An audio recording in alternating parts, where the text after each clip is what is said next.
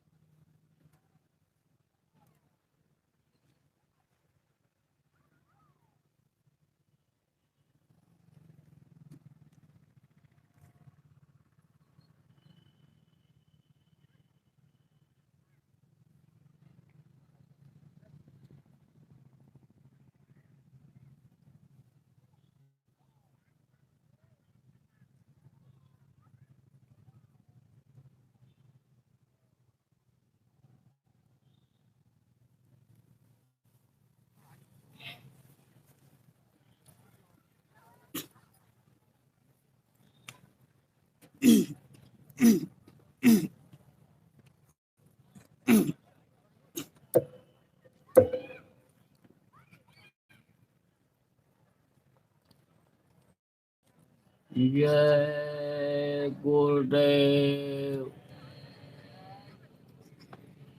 जय गुरुदेव। जय गुरुदेव।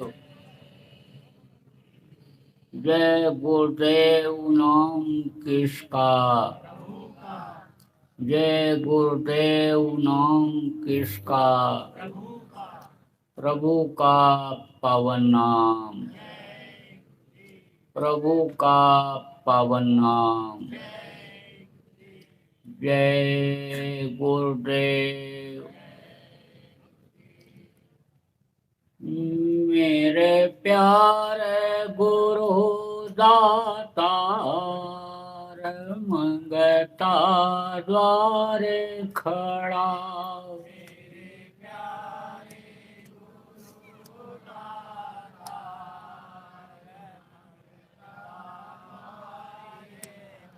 मेरा पुकार पुकार, मेरा कर देखो जरा।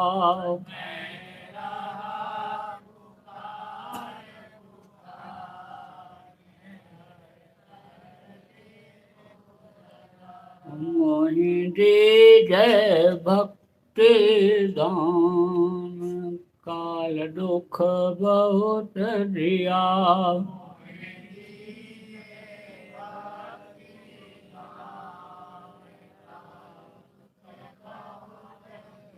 मेरी तड़प उठी अमान, दरस को तरस रहा।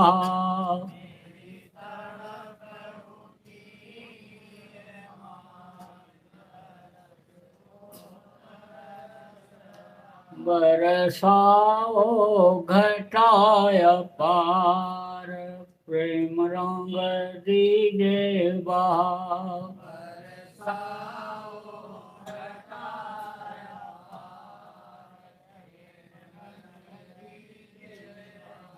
सुरति भी गए अमीर सधार, तन मन होए हरा।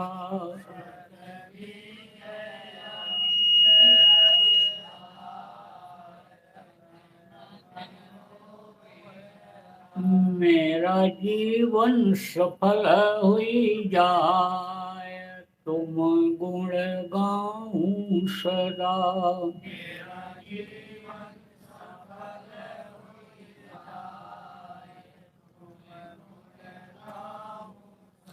मैं निश्चय धम नाकार, तुम्हारे द्वारे पड़ा।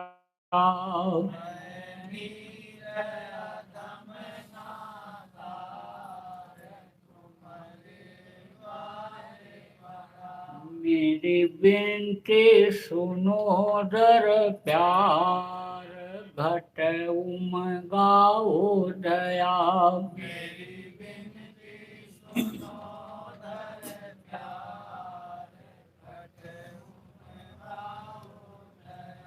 स्वामी जी पिता हमार, जल्दी पार किया।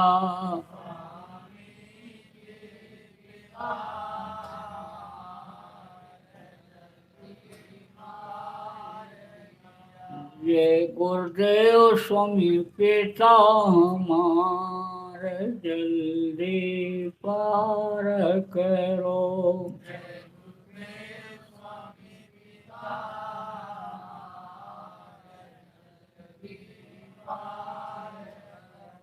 मेरे प्यारे गुरु दातार, मंगता द्वारे खड़ा।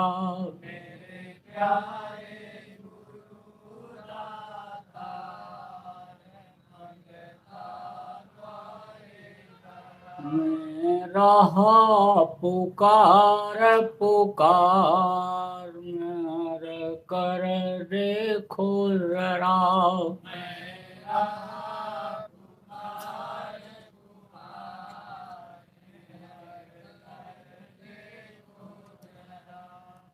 जय गुरुदेव।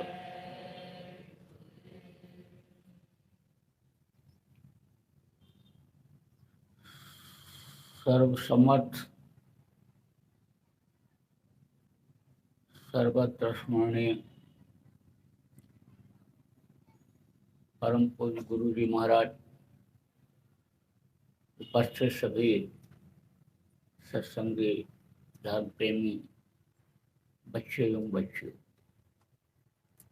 गुरु महाराज की अपार दया मेहर हुई और आज 11 फरवरी 2021 को जिला बालाघाट के हट्टा गांव के आप प्रेमियों का सत्संग के माध्यम से दर्शन का अवसर मिला। आप लोगों के ऊपर भी परम पिता परमात्मा की विशेष दया मौज हुई कि आप के अंदर प्रेरणा उठी कि सत्संग के 2 वचन चल करके सुना जाए। सत्संग इस समय कम मिलता है, कथा भागवत प्रवचन तो होता रहता है जगह जगह, लेकिन सत्संग कम होता है। सत्संग का मतलब क्या होता है? सत्य की बातों को बताना, सत्य बात बताना और सत्य की बात को बताना। तो सत्य है क्या? आप समझो कि मौत सत्य है और परमात्मा सत्य है, इसको कोई झूठा नहीं कर सकता है। और इन्हीं 2 चीजों को इंसान इस वक्त पर भूल चुका है।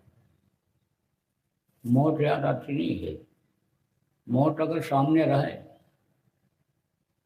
तो बहुत कुछ बुराइयों से आदमी बचा रहेगा। और ये जो शरीर देव दुर्लभ कहा गया, देवता जिसके लिए 24 घंटे प्रार्थना करते रहते हैं कि थोड़े समय के लिए हमको मिल जाता तो हम अपना काम बना लेते, अपनी आत्मा को परमात्मा तक पहुंचा देते, हम फिर वापस इधर नहीं आते। तो ये देव दुर्लभ शरीर ये देव दुर्लभ शरीर जो मिला, और किस लिए मिला, और इसको समझने की जरूरत है। आप ये समझो कि मौत अगर सामने रहे तो देव दुर्लभ शरीर को खाने पीने और मौज मस्ती में न बिताते, न समय इसका निकाल दे, क्योंकि समय सबका निश्चित है। सांसों की पूंजी मिली है, और ये सांस जैसे खत्म हो जाएंगे, जैसे गुब्बारे के अंदर हवा भरी रहती है और गुब्बारा फटता है, हवा निकलती है, बस एकदम सिकुड़ जाता है। ऐसे ये धोकनी अंदर चलती रहती है और बस हवा निकली। प्राण जिसको कहते हैं, प्राण क्या है? हवा ही है। कई तरह के प्राण होते हैं, प्राण अपान समान, देवदत्त धनंजय कुरुकल श्रेष्ठ। यानी आप ये समझो कि ये जैसे हवा निकलती है, प्राण निकलते हैं, तैसे शरीर की कीमत खत्म हो जाती है। जिसको लोग सम्मान देते हैं, इज्जत देते हैं, प्रणाम करते हैं, और आकर के खड़ा हो जाता है तो हट जाते हैं डर के मारे, उसी शरीर को लोग मिट्टी कहने लगते हैं। परिवार के लोग जो सेवा करते हैं, परिवार के लोग जो प्रेम करते हैं, वो भी घर से बाहर निकाल देते हैं। पड़ोस के लोग इकट्ठा हो करके और यही कहते हैं कि जल्दी करो, जल्दी करो, ले जाओ, नहीं तो मिट्टी खराब हो जाएगी। अब आप ये समझो, इस समय अगर किसी को कह दो कि ये तुम्हारा मिट्टी है, तो गाली गुप्ता देगा, थप्पड़ भी मारेगा। और अगर जबरदस्त नहीं है, कमजोर है, तो कहेगा मोतिया बिंद हो गया होगा, दिखाई नहीं पड़ता है, हीरा जैसी काया, और इसको मिट्टी कह रहा है।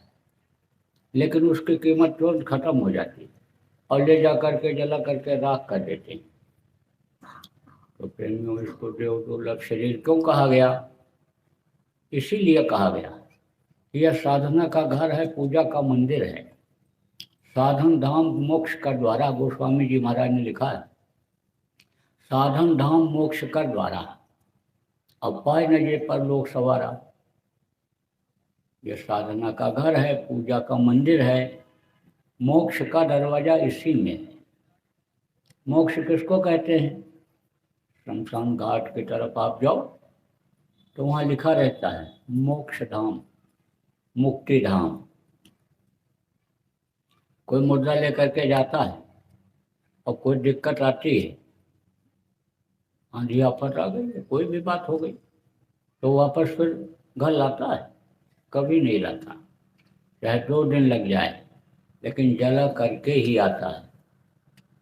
तो जब तक ये जीवात्मा अपने वतन, अपने घर, अपने मालिक के पास नहीं पहुंचेगी, तब तक इसको मुक्ति और मोक्ष नहीं मिलेगी। अब आप जो जीवात्मा के बारे में नहीं जानते हो, उनको मैं बता देता हूँ। जीवात्मा यह परमात्मा की अंश है। अंश किसको कहते हैं? सबसे छोटे टुकड़े को अंश कहते हैं। इतना छोटा टुकड़ा है उस परमात्मा का कि आप इन बाहरी आंखों से देख नहीं सकते हो। यही जीवात्मा जो आपके अंदर है, हमारे अंदर है, यही जीवात्मा ऊंट में भी, हाथी घोड़ा में भी, यही बकरी में भी, मुर्गा भैंसा में भी, यही जीवात्मा मक्खी में भी, नहीं समझो चींटी में, और चींटी से छोटे कीड़ों में भी यही आत्मा है। जिन कीड़ों को आप आंखों से देख नहीं सकते हो, उनमें भी यही जीवात्मा है। तो ये जीवात्मा इन्हीं दोनों आंखों के बीच में बैठी हुई है। जब 5 महीना 10 दिन का बच्चा माँ के पेट में हो जाता है, तब जीवात्मा डाल दी जाती है। उसी समय से प्रभु का दर्शन होने लगता है, बहुत खुश रहता है। लेकिन वो जो माँ के पेट की गर्मी गर्म करती है, तपाती है, तकलीफ होती है, माँ के पेट में जो मलमूत्र रहता है उसकी जो बदबू आती है, और पिछले जन्मों का जब देखता है कि देखो हम गलती किए, हमको मुर्गा की योनि में बंद कर दिया गया, देखो ये हम काट दिए गए छटपटा रहे हैं, देखो हम बकरा बन गए काट दिए गए, देखो हम चूहा बन गए सांप ने पकड़ लिया और निकल रहा है खा रहा है, मक्खी मच्छर बन गए, नरकों में देखो मार खा रहे हैं, देखो हम सड़ाए जा रहे हैं, गलाए जा रहे हैं, तपाए जा रहे हैं। जब देखता है जीव तब रोता है, चिल्लाता है और प्रभु से प्रार्थना करता है कि हमको बाहर निकालो, जल्दी से तैयार करो। बाहर निकल करके समर्थ गुरु की तलाश करेंगे, उनसे रास्ता ले करके दिन रात भजन करेंगे।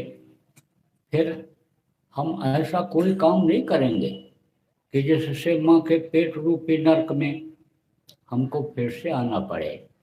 हम आपके पास पहुँच जाएंगे, जहाँ से आप हमको भेजे हो, जो हमारा वास्तविक घर है, हम वहाँ इस आत्मा को अपने पहुँचा देंगे।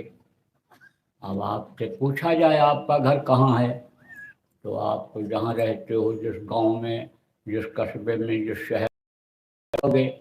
लेकिन सोचो आप कुछ लोग ऐसे भी हो कि जो अपने पिताजी दादाजी के बनवाए हुए घर में रहते हो, वो भी यही कहते रहे, ये घर मेरा, ये घर मेरा, ये घर मेरा, और मेरा मेरा कहते कहते चले गए। सोचो ये घर आपका कैसे हो सकता है? ये आपका घर नहीं है। आपका घर ऐसी जगह है कि जहाँ आप पहुँच जाओगे तो वापस फिर इधर नहीं आना पड़ेगा, और नहीं तो इस परिवर्तनशील संसार में लौट लौट 84 आया, लौट लौट करके 84 में आना पड़ेगा। स्वर्ग और वैकुंठ भी आप पहुँच जाओगे तो पूरी जब क्षीण हो जाएगा तो पूरी क्षीणे मृत्युलोक है, इसी मृत्युलोक में आना पड़ेगा। तो अब आप ये समझो कि प्रार्थना उस समय माँ के पेट में अपने लोग जितने भी लोग थे सब करते रहे, लेकिन समय निश्चित होता है। ये मकान सामने जो बना हुआ है, 2 साल में बनने वाला मकान 1.5 साल में तो आप बना सकते हो। दिन रात काम लगा करके आप मकान को जल्दी तैयार कर सकते हो। लेकिन ये जो मकान 5 तत्वों का, जल पृथ्वी अग्नि वायु और आकाश से बना हुआ ये जो शरीर है, इसके बनने में 9 महीना तो लगता ही लगता है। 9 महीने की तकलीफ तो माँ के पेट में झेलनी ही पड़ती है। और उसके बाद में जब माँ के पेट से बाहर बच्चा निकलता है तो देखो रोता हुआ पैदा होता है। क्यों रोता है? कोई डॉक्टर, वैज्ञानिक, पंडित, मुल्ला, पुजारी नहीं बता सकते क्यों रोता है। आपको बताता हूँ क्यों रोता है। दर्शन होना हो जाता है बंद। किसका? प्रभु का। क्योंकि ये काल और माया का देश है, माया का पर्दा पड़ जाता है। माया किसको कहते हैं? औरतों को माया कहा गया, रुपया पैसा को माया कहा गया। देखो दुनिया इसी के पीछे दौड़ रही है, इसी के पीछे लोग झूठ बोल रहे, बेईमानी कर रहे, खून कत्ल तक कर दे रहे हैं, ईमान और धर्म को बेच दे रहे हैं। तो अब आप ये समझो कि माया का पर्दा तुरंत पड़ता है और बराबर पड़ा रहता है, और बल्कि वो और मोटा होता जाता है। तो जैसे पर्दा पड़ा और दर्शन होना बंद हुआ, कैसे चिल्लाता है, कहाँ कहाँ कहाँ कहाँ कहाँ पहुँच गए। दूसरी बात आपने और सुना होगा, कहते हुए लोगों को कि नंगे पैदा हुए हो और नंगे करके भेज दिए जाओगे। तो बात तो सही है, नंगा ही पैदा होता है बच्चा, और आखिरी वक्त पर शमशान घाट भेजते समय भी बदन पर जो भी कुछ रहता है सब उतार लेते हैं, ऐसे नंगे ही भेजते हैं। कहते हैं क्या लेकर तू आए हो, क्या लेकर तू आया जग में, क्या लेकर तू जाएगा, सोच समझ ले रे मन मूर्ख, आखिर में पछताएगा। तो कहा कि न कुछ लेकर आए हो न कुछ लेकर जाओ। तो लेकर तो जा नहीं सकते हो कि इतना पतला रास्ता है वो, जिससे जीवात्मा माँ के पेट में उतारी गई, तो उसको आप देख नहीं सकते हो। तो दुनिया की इन बाहरी आंखों से देखने वाली चीज़ों को उधर से कैसे ले जा सकते हो? नहीं ले जा सकते हो। आप समझो ये भी बिल्कुल सत्य है कि जिधर से ये जीवात्मा डाली जाती है पिंड के अंदर, उसी तरफ से निकाली भी जाती है, निकलती भी उसी तरफ से है, उसी तरफ से निकलती भी है। तो ले तो नहीं जा सकते हो, लेकिन लेकर आए हो। तो कहाँ रख कर लाए? कोई अटैची बैग लेकर आए माँ के पेट से, कि सूट बूट पहन कर आए? किसी भी राजा महाराजा का बेटा, मंत्री प्रधानमंत्री राष्ट्रपति का बेटा, आप बता दो कि कुछ सूट बूट पहन करके आया हो, सब नंगे पैदा हुए। तो अब लाए तो हो, क्या लेकर के आए हो? सब कुछ लेकर आए। कहाँ लेकर आए? मुट्ठी में लेकर आए। जितने भी लोग पैदा होते हैं, जितने भी बच्चे दुनिया में पैदा होते हैं, सब मुट्ठी बांध करके पैदा होते हैं और हाथ फैला कर चले जाते हैं। सिकंदर बादशाह का मौत जब आने आया तो मौत के समय पता चल जाता है, एहसास हो जाता है आदमी को कि अब हमारा बचना मुश्किल है। गांव के लोग पहचान जाते हैं ये बचेगा नहीं। जैसे पैर के ऊपर ऐसे हाथ रखे, ऐसे कहते हैं अरे भाई पैर तो ठंडा हो गया। और हाथ के ऊपर हाथ जैसे रखे और बोले हाथ भी ठंडा हो गया। जब सिमटाव होता है नीचे से, तब ये सब ठंडा पड़ता जाता है, यह सुस्त होता जाता है। जीवात्मा यहाँ बैठी हुई है, इसी के ताकत से यानी ये पूरा शरीर चल रहा है। इसमें चक्र हैं, आप ये समझो यहाँ पर कंठ चक्र है, यहाँ ये हृदय चक्र कहा गया, यहाँ नाभि चक्र है, और ये इंद्रिय चक्र है, और जहाँ से मल त्याग करते हो गुदा चक्र है। ये चक्र ही शरीर को चलाते हैं। और जीवात्मा की जो प्रकाश है, जीवात्मा की जो ताकत है, वो आँख से, कान से, मुंह से होते हुए यहाँ पर कंठ चक्र पर आती है। इंगड़ा पिंगड़ा सुषुम्ना, ये 3 प्रमुख नाड़ियाँ, और 72,000 नाड़ियाँ पूरे बदन में हैं। 3 नाड़ियों के द्वारा ही गुदा चक्र पर ताकत आती है, और गुदा चक्र से फिर वापस होती है। गुदा चक्र नीचे के स्थानों को चलाता है। वो चक्र जब रुक जाता है तो ये हाथ पैर सब ढीले पड़ जाते हैं, और प्राण 10 प्रकार के, 5 प्रकार के नीचे की तरफ के हैं, और 5 प्रकार के प्राण ऊपर की तरफ हैं। 5 प्रकार के प्राण ऊपर भी चले जाते हैं। तो 5 जब ये नीचे रहते हैं तो होश रहता है जीवात्मा को। सूरत शब्द योग की साधना, जिसको मैं अभी आपको बताऊंगा, जब साधक करता है तो अपनी सूरत को, जीवात्मा को इस पिंडी 10वां द्वार से ऊपर निकालता है, इस पिंड को छोड़ता है। तब जब ऊपर जाता है तो ये जब प्राण नीचे रहते हैं तो होश रहता है, दिखाई पड़ता है ऊपर से कि यह शरीर हमारा देखो बैठा हुआ है। लेटे लेटे कोई ध्यान लगा रहा है तो देखता है कि देखो लेटा हुआ है, ये पड़ा हुआ है। लेकिन आखिरी वक्त पर यानी समझो कि ये सारे के सारे प्राण सिमटते हैं नीचे से, खिंचाव होता है आखिरी वक्त पर। तो जब खिंचाव होता है तो ये चक्र रुकते जाते हैं। चक्र यानी 2-3 परिस्थितियों में रुकते हैं। आप ये समझो कि किसी का एक्सीडेंट हो जाता है तो संबंध ऊपर से कट जाता है, नसों के द्वारा ही संबंध ऊपर से रहता है, तो वो चक्र रुक जाता है। और वो चक्र जब रुक जाता है तो टट्टी पेशाब तो होता है, पूरा चक्र मान लो रुक गया, इंद्रिय चक्र रुक गया, तो यानी वो स्थान शून्य पड़ जाता है। लेकिन खून की कमी नहीं होती है, खून रहता है, मांस रहता है। काटोगे तो खून निकलेगा, मांस निकलेगा, लेकिन यानी स्थान शून्य पड़ता है, निर्जीव जिसको कहते हैं। निर्जीव हो जाता है। और जब चक्रों का भेदन करते थे लोग, पहले के समय में चक्रों का भेदन करते थे जब लोगों की उम्र ज़्यादा होती थी। जैसे आप ये समझो कि त्रेता में 10,000 वर्ष की उम्र थी उस समय पर, यानी सतयुग में तो सभी योगी विज्ञानी थे, 1,00,000 वर्ष की उम्र होती थी। उस समय तो ध्यान इधर से हटाया और ऊपर लगाया, निकल गए ऊपरी लोकों में। लेकिन जब ये कलयुग सतयुग में गया था 1,000 वर्ष के लिए, तो मलिनता ला दिया था। और जब 17,00,000 वर्ष के करीब सतयुग की उम्र खत्म हुई और त्रेता आया, तो त्रेता में लोग ध्यान लगाने लगे, लेकिन उपलब्धि जब नहीं मिली, मलिनता आ गई, तब लोगों ने अष्टांग योग, हठ योग ये शुरू किया। कुंडलिनियों को जगाना जिसको कहते हैं, प्राणायाम जिसको कहते हैं, प्राणों को खींचना, ये शुरू किया।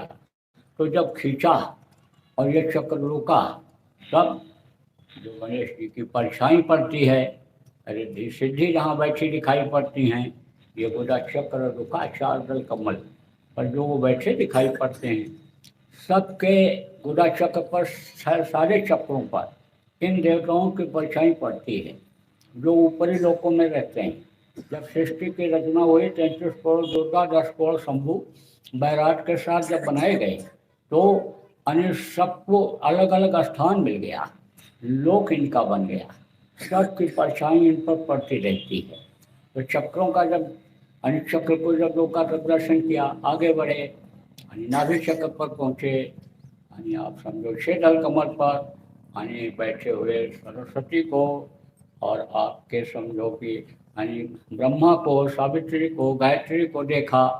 यानी समझो जब और आगे बढ़े, आप समझो यहाँ यानी नाभि चक्र का जब रोका, भेदन किया, नाभि चक्र जब रुका तो विष्णु और लक्ष्मी का दर्शन किया, और हृदय चक्र पर जब पहुँचे, यहाँ पर यानी आप ये समझो कि शिव और पार्वती का दर्शन किया। आगे बढ़े, आद्या महाशक्ति इन तीनों की माँ, लेकिन 10,000 वर्ष की उम्र लोगों की खत्म हो गई। आप समझो उसके बाद में युग बदला, क्योंकि संसार परिवर्तनशील है और रोज बदलाव होता है, रोज बदलाव होता रहता है, चक्र चलता रहता है, ऐसे ऐसे ऐसे बदलता रहता है। एक पंखुड़ी चक्र की चलती है, ऐसे धीरे धीरे ऐसे आती है, फिर ऐसे घूमती है, ऐसे सतयुग त्रेता द्वापर कलयुग, सतयुग त्रेता द्वापर कलयुग। अब आप देखो ये महीने जनवरी फरवरी फिर आते हैं, फिर साल बदलता है, फिर साल बदल जाता है, ऐसे ये चक्र चलता रहता है। तो अब आप समझो कि परिवर्तनशील है। तो अब युग बदला, द्वापर आया, तो द्वापर में योग करना शुरू किया। चक्रों के भेदन में कर्म खराब निकले तो रुकना मुश्किल हुआ। तब बोले अब ये देवता जैसे बैठे हुए हैं, उसी तरह से इनकी मूर्तियां बना दी जाएं, और फूल पत्ते प्रसाद जो चढ़ा हुआ है, जिस रंग का ये कपड़ा पहने हुए हैं, उसी तरह से इन मूर्तियों को कपड़ा पहनाया जाए, इनकी सजावट की जाए, और इनके आँखों में आँखें डाल करके साधना किया जाए। क्योंकि पत्थर की या समझो कांच की आँखें मूर्तियों की अक्सर लोग बनाते हैं तो चमकीली रहती हैं, और मनुष्य की भी आँखें चमकीली हैं। तो आप ये समझो जब मनुष्य की आँखों से रेंज निकलती है, धार निकलती है, प्रकाश निकलता है, तो उसमें टकराता है। अब भी अगर कोई करे तो मूर्तियों की आंखों में से देखे, तो वो कहीं भी चमकीली जगह पर कोई चमकीली चीज जब पहुंचती है तो वापस होती है। कांच के ऊपर, शीशा के ऊपर जैसे आप टाट जलाओगे तो अन्य समझो कहीं ना कहीं वापस होगा, और वापस होगा तो वहाँ भी प्रकाश रोशनी करेगा। ऐसे ही आँखों में आँखें डाल करके एक जगह पर अन्य दोनों आँखों से लोग देखते थे, तब प्रकाश बिंदु बनता था। जब रेंज फैली हुई रहती है तब हानि इकट्ठा नहीं होती है, ताकत का अनुभव नहीं होता है। जैसे ये सूरज निकला हुआ है, किरणें फैली हुई हैं, अब इन किरणों में गर्मी कम महसूस होती है, और सारी किरणों को एक जगह इकट्ठा कर लो, गर्मी बढ़ जाती है। ये आतशी शीशा होता है, विज्ञान के विद्यार्थियों को पढ़ाया जाता है। सूरज के सामने लगा दो, नीचे कपड़ा रख दो, कागज रख दो, थोड़ी देर के बाद जल जाएगा।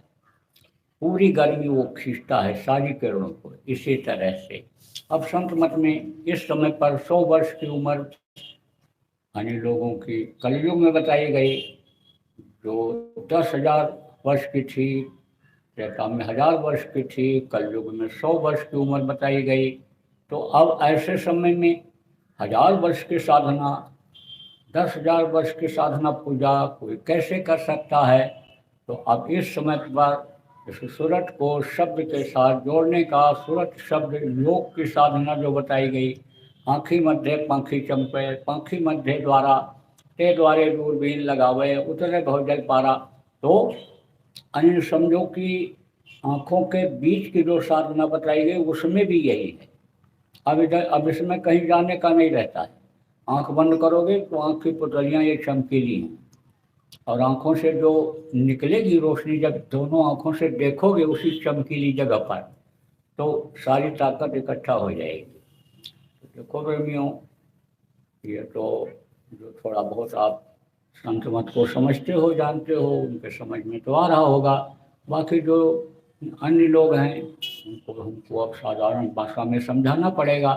तो अब आप ये समझो कि जब सिमटाव होता है नीचे से, समय जब पूरा हो जाता है, तब ये सब स्थान शून्य पड़ने लगते हैं, ठंडे पड़ने लगते हैं, गर्मी बदन की खत्म हो जाती है। तो जैसे गांव के लोग पैर पर हाथ रखे, हाथ पर हाथ रखे, कैसे कहते हैं अब इनको घर से बाहर निकालो, घर से बाहर निकालो।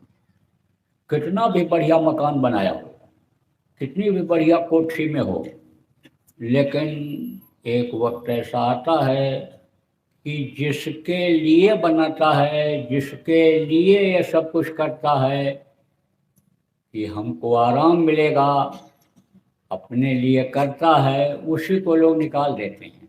बनाने वाले को ही घर से, घर के ही लोग बाहर निकाल देते हैं। आप समझो, तो जब यानी समय उसका आया, किसका? सिकंदर बादशाह का। बहुत वीर बहादुर था, दुनिया को लूटा उसने, बहुत सोने चांदी हीरा मोती जवाहरात उसके पास था। जब मौत सामने दिखाई पड़ी तब घबराया, नब्ज पकड़ा हकीम ने, कहा कि हालत तो खराब है आपकी, बोले बचा लो किसी भी तरह से।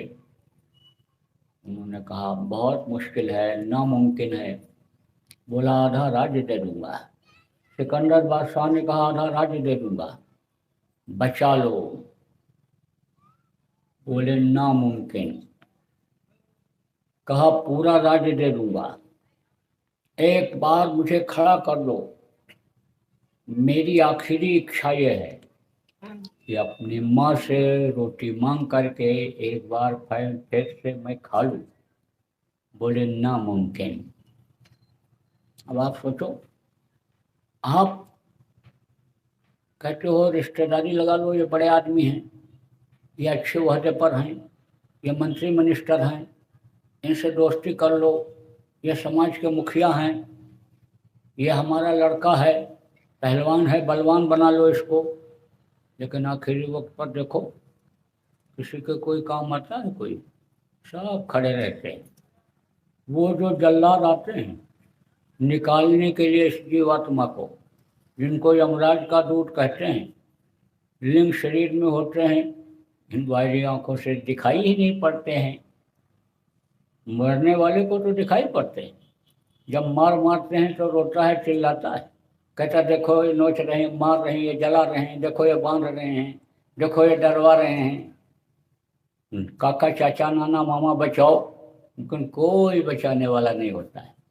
कहते हैं ना, आस पास योद्धा खड़े तभी बजावें गाल, और महल से हमको ले चलो वैसे काल कराल। तो आप समझो आखिरी वक्त पर कोई नहीं बचा सकता, और किसी का जोर, कोई जोर जबरदस्ती, कोई दवा इलाज नहीं काम करता। आप समझो कि कर्मों की सजा जब मिलने लगती है तो कोई कितना बड़ा आदमी क्यों न हो, जब सजा मिलने लगती है तो दवाई फायदा नहीं करती है। कितनी कीमती दवा खा ले, कितना बढ़िया डॉक्टर को दिखा ले, लेकिन कर्मों की सजा से बच नहीं सकता है। आप देखो, इसीलिए तो कहा जाता है बुरे कर्म से बचो। अच्छे कर्म जब तक तुम्हारे हैं तब तक तुम बुरा भी करोगे तो वो छिपा हुआ रहेगा, कटत कटता रहेगा उसी में, लेकिन बुरे की आदत बन गई तो एक दिन भोगना पड़ेगा। कर्म प्रधान विश्व रचना का, जो जस की सो तस पैसा का। तो अब आप इस बात को समझो कि बोला एक बार बचा लो, बोले नामुमकिन। तब बोला कि जब पैदा हुआ था तो दोनों हाथ की मुट्ठी बांध करके आया था, पैदा हुआ था, बंधी हुई थी। पैर के अंगूठे को पकड़ करके जब मुंह में डाला तो दुनिया की पहचान हुई। पढ़ाई लिखाई किया अपने बल पौरुष पर, यानी फौज फाटे तैयार किए, लड़ाई किया, लूट पाट करके लाया, खजाना भर लिया। लेकिन अब सब कुछ छोड़ करके जा रहा हूँ।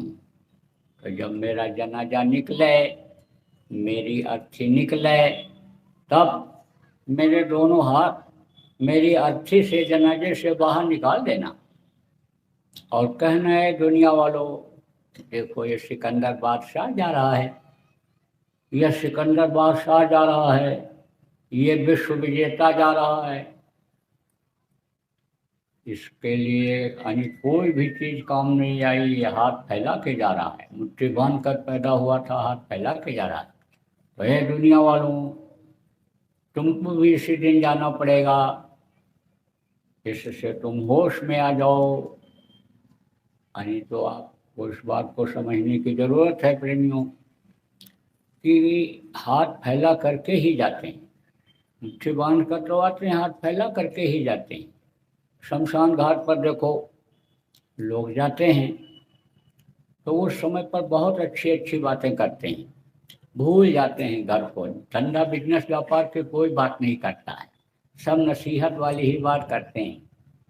कहते हैं देखो क्या गया इनके साथ, सब कुछ यहीं छूट गए, नंगा छूट गया, छोड़ गए, नंगा रह करके, भूखा रह करके, धन कमाया, मकान बनाया, बाल बच्चों को पढ़ाया लिखाया, रोजी रोजगार में लगाया, सब कुछ होते हुए भी, धन पुत्र परिवार मान प्रतिष्ठा इज्जत सब कुछ होते हुए भी देखो इनके साथ कोई चीज गई नहीं, कोई चीज इनका साथ नहीं दिया।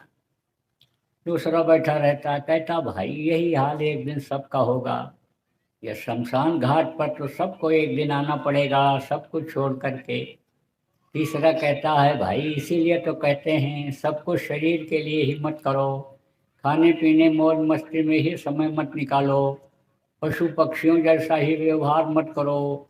पशु पक्षी भी खाते हैं, बच्चा पैदा करके दुनिया संसार से चले जाते हैं, तुम भी वही काम में लगे रहे तो इस जीवन पाने का मतलब क्या निकलेगा। अब नौजवान बैठा सुनता रहता है, कहता बात तो सही कह रहे हैं, लेकिन अभी तो हमारी गृहस्थी कच्ची है, बच्चे छोटे छोटे हैं, घर मकान बना नहीं है। सत्संग अगर मिलता तब तो समझता इस बात को कि एक एक दिन जो ये निकल रहा है यह उम्र को काट के खत्म कर दे रहा है, यह मूल्यवान है, कीमती है। लेकिन सत्संग मिला नहीं तो बस यही सोचता है कि अभी तो कमाने खाने की उम्र है और बुढ़ापा जब आएगी तो बुढ़ापे में भजन पूजन कर लेंगे। अब समझो बुढ़ापा आ भी जाती है तो बुढ़ापे में कुछ हो पाता है, हाथ पैर आँख कान सब ढीले पड़ जाते हैं। बुढ़ापे में तो केवल मन जवान होता है, बुढ़ापे में यही मन कामी क्रोधी लोभी लालची हो ज़्यादा हो जाया करता है जवानी से। तो आपको समझना चाहिए कि भाई बुढ़ापे में कुछ नहीं हो सकता है अगर जब तक ये शरीर चल रहा है तभी तक कुछ वहाँ के लिए हो सकता है। तो प्रेमियों मैं आपको बता रहा था कि अनिल लेकर कुछ नहीं जा सकते, लेकिन लेकर आए हो, कहाँ लेकर आए हो, मुट्ठी में लेकर आए हो। क्या लेकर के आए, चार पदार्थ कर तल ताके। कर माने होता है हाथ और तल माने होता है तलुआ, तलुआ में ऐसे हाथ के तलुआ में लेकर के आए चार पदार्थ। चार पदार्थ क्या है, अर्थ धर्म काम और मोक्ष। बहुत से लोग अर्थ का मतलब ये लगाते हैं पैसा रुपया। आप ये समझो कि किताबों को कौन लिखा? संतों ने, उनके भक्तों ने, महात्माओं ने। अब उतनी योग्यता का कोई जब आता है तभी उन किताबों को समझता है, धार्मिक ग्रंथों को तभी समझता है। कम पढ़ा लिखा जब समझाने लगता है तो अर्थ का नष्ट कर देता है। आप देखो, ये जितनी धार्मिक किताबें हैं पहली जैसी एक भी नहीं है इस समय। पुरानी लिपि अगर आपको मिल जाए उससे मिलाओ तो बहुत भिन्नता मिलेगी। अपने अपने मन से उसमें लोग गढ़ करके लिख देते हैं, रोचक बनाने के लिए, बिक्री के लिए, कि हमारा बिक जाए। अपने अकल के अनुसार उसमें बदलाव कर दिया करते हैं। तो कैसे उसका अर्थ समझ में आएगा? अगर उतनी योग्यता कम ले तो अर्थ समझा भी दे, और नहीं तो अपने मन से लोग अर्थ लगा लेते हैं। जैसे कोई एमए पीएचडी करके किताब लिखा है, 16 दर्जा पढ़ करके किताब लिखा है, 16 दर्जा पढ़कर आएगा तभी उसको पढ़ा पाएगा। 10 दर्जा पढ़ा हुआ उसको क्या समझा पाएगा, क्या पढ़ाएगा? तो आपको समझने की जरूरत है प्रेमियों कि अर्थ का अर्थ ये होता है कि मनुष्य शरीर पाने का अर्थ समझो कि यह विषय वासनाओं के लिए नहीं मिला। आप ये समझो कि साधन धाम मोक्ष का द्वारा साधना के लिए ये मिला। मोक्ष का दरवाजा इसी में है। जिसको मुक्ति मोक्ष कहते हो उसका दरवाजा इसी में है। किसके मुक्ति मोक्ष का? इस जीवात्मा के। शरीर तो फिर मिलता है और जीवात्मा घूम करके फिर कोई ना कोई आती है शरीर में, लेकिन जीवात्मा को मोक्ष तब मिलता है जब ये सतलोक अपने धाम पहुंचती है जहाँ से उतारी गई है। तो आपको समझने की जरूरत है प्रेमियों कि इस अर्थ धर्म, धर्म क्या है? कहते हैं दया धर्म तन बसे शरीरा, ताकर रक्षा करें रघुवीरा दया धर्म। दया बहुत बड़ा धर्म माना गया। दया धर्म का मूल है, पाप मूल अभिमान, कहा है ना। तो अब आप ये समझो, दया करो। किस पर करो? सभी जीवों पर करो। जितने भी जीव हैं सबके अंदर उस मालिक की अंश है, परमात्मा की अंश है, जीवात्मा है। तो परमात्मा से, भगवान से अगर आपको प्यार है, प्रेम है, तो सब जीवों पर आप दया करो। आप समझो कि दया भाव लोगों के अंदर से खत्म होता जा रहा है। दया को तो लोग समझ ही नहीं पा रहे हैं, दया क्या चीज है। अभी कोई कह दे कि देवता खुश हो जाएंगे, इनके मूर्ति के सामने तुम बकरा काट करके चढ़ा दो, मुर्गा काट करके चढ़ा दो, तो बस फट से चढ़ा देंगे। समझते नहीं हैं कि कितनी कीमती चीज है, कहाँ हम चढ़ा रहे हैं, कहाँ हम इसको खुश कर रहे हैं, किसको खुश कर रहे हैं। आदमी के बनाए हुई मूर्ति को देवता मान करके उनको खुश करते हैं। आपको इस चीज को समझने की जरूरत है कि देवता लेवता नहीं होते हैं, जान किसी की नहीं लेते हैं, बल्कि वो मदद करते हैं। देवताओं को तो प्रसन्न करना लोगों को आता नहीं है। आप ये समझो, वेद मंत्र के द्वारा जब देवताओं को बुलाया जाता है, आहुति दी जाती है, 17 तत्वों के लिंग शरीर में वो होते हैं, और जब यानी समझो आहुति देते हैं, जो धुआं निकलता है, खुशबू उनका आहार है, जब वो खाते हैं तब खुश होकर के समय पर जाड़ा गर्मी बरसात तब करते हैं, और इससे वो नाराज हो जाते हैं। ये धरती नाराज हो जाती है कि खून हमारे ऊपर ये बहा रहा है, हमारे आंचल को गंदा कर दे रहा है। पवन देवता नाराज हो जाते हैं, वातावरण हमारा दूषित कर दे रहा है। पवन देवता हवा में ही तो बदबू जाती है इनके सड़ने की, जानवरों की। आप ये समझो कि हवा के जरिए ही अन्य आसमान की तरफ अन्य समझो कि वायु जाती है, मतलब ये गंदगी जाती है, तो ये सब बल्कि और नाराज हो जाते हैं और सजा देने लगते हैं। अब आप ये तो आप ये कहोगे जो मांसाहारी हो, मांस खाते हो, कि भाई हम हत्या नहीं करते हैं, हम तो पैसा दे करके खरीद करके ले आते हैं, लेकिन हत्या में भागीदार तो हुए आप जो भी मांस खाते हो। अगर खाना बंद कर दो तो जीव की रक्षा हो जाएगी कि नहीं हो जाएगी? उन पर दया करनी चाहिए। जीवों पर दया करनी चाहिए। देखो, आपको भले खराब लगे, लेकिन हमको तो बताना है। पैर में फोड़ा हो गया और मलहम अगर लगाते रहोगे तो नासूर बन जाएगा, और फोड़े को काट करके अगर दवा भर दिया जाए तो नासूर नहीं बनेगा, फोड़ा ठीक हो जाएगा। अब काटते समय तो दर्द होगा।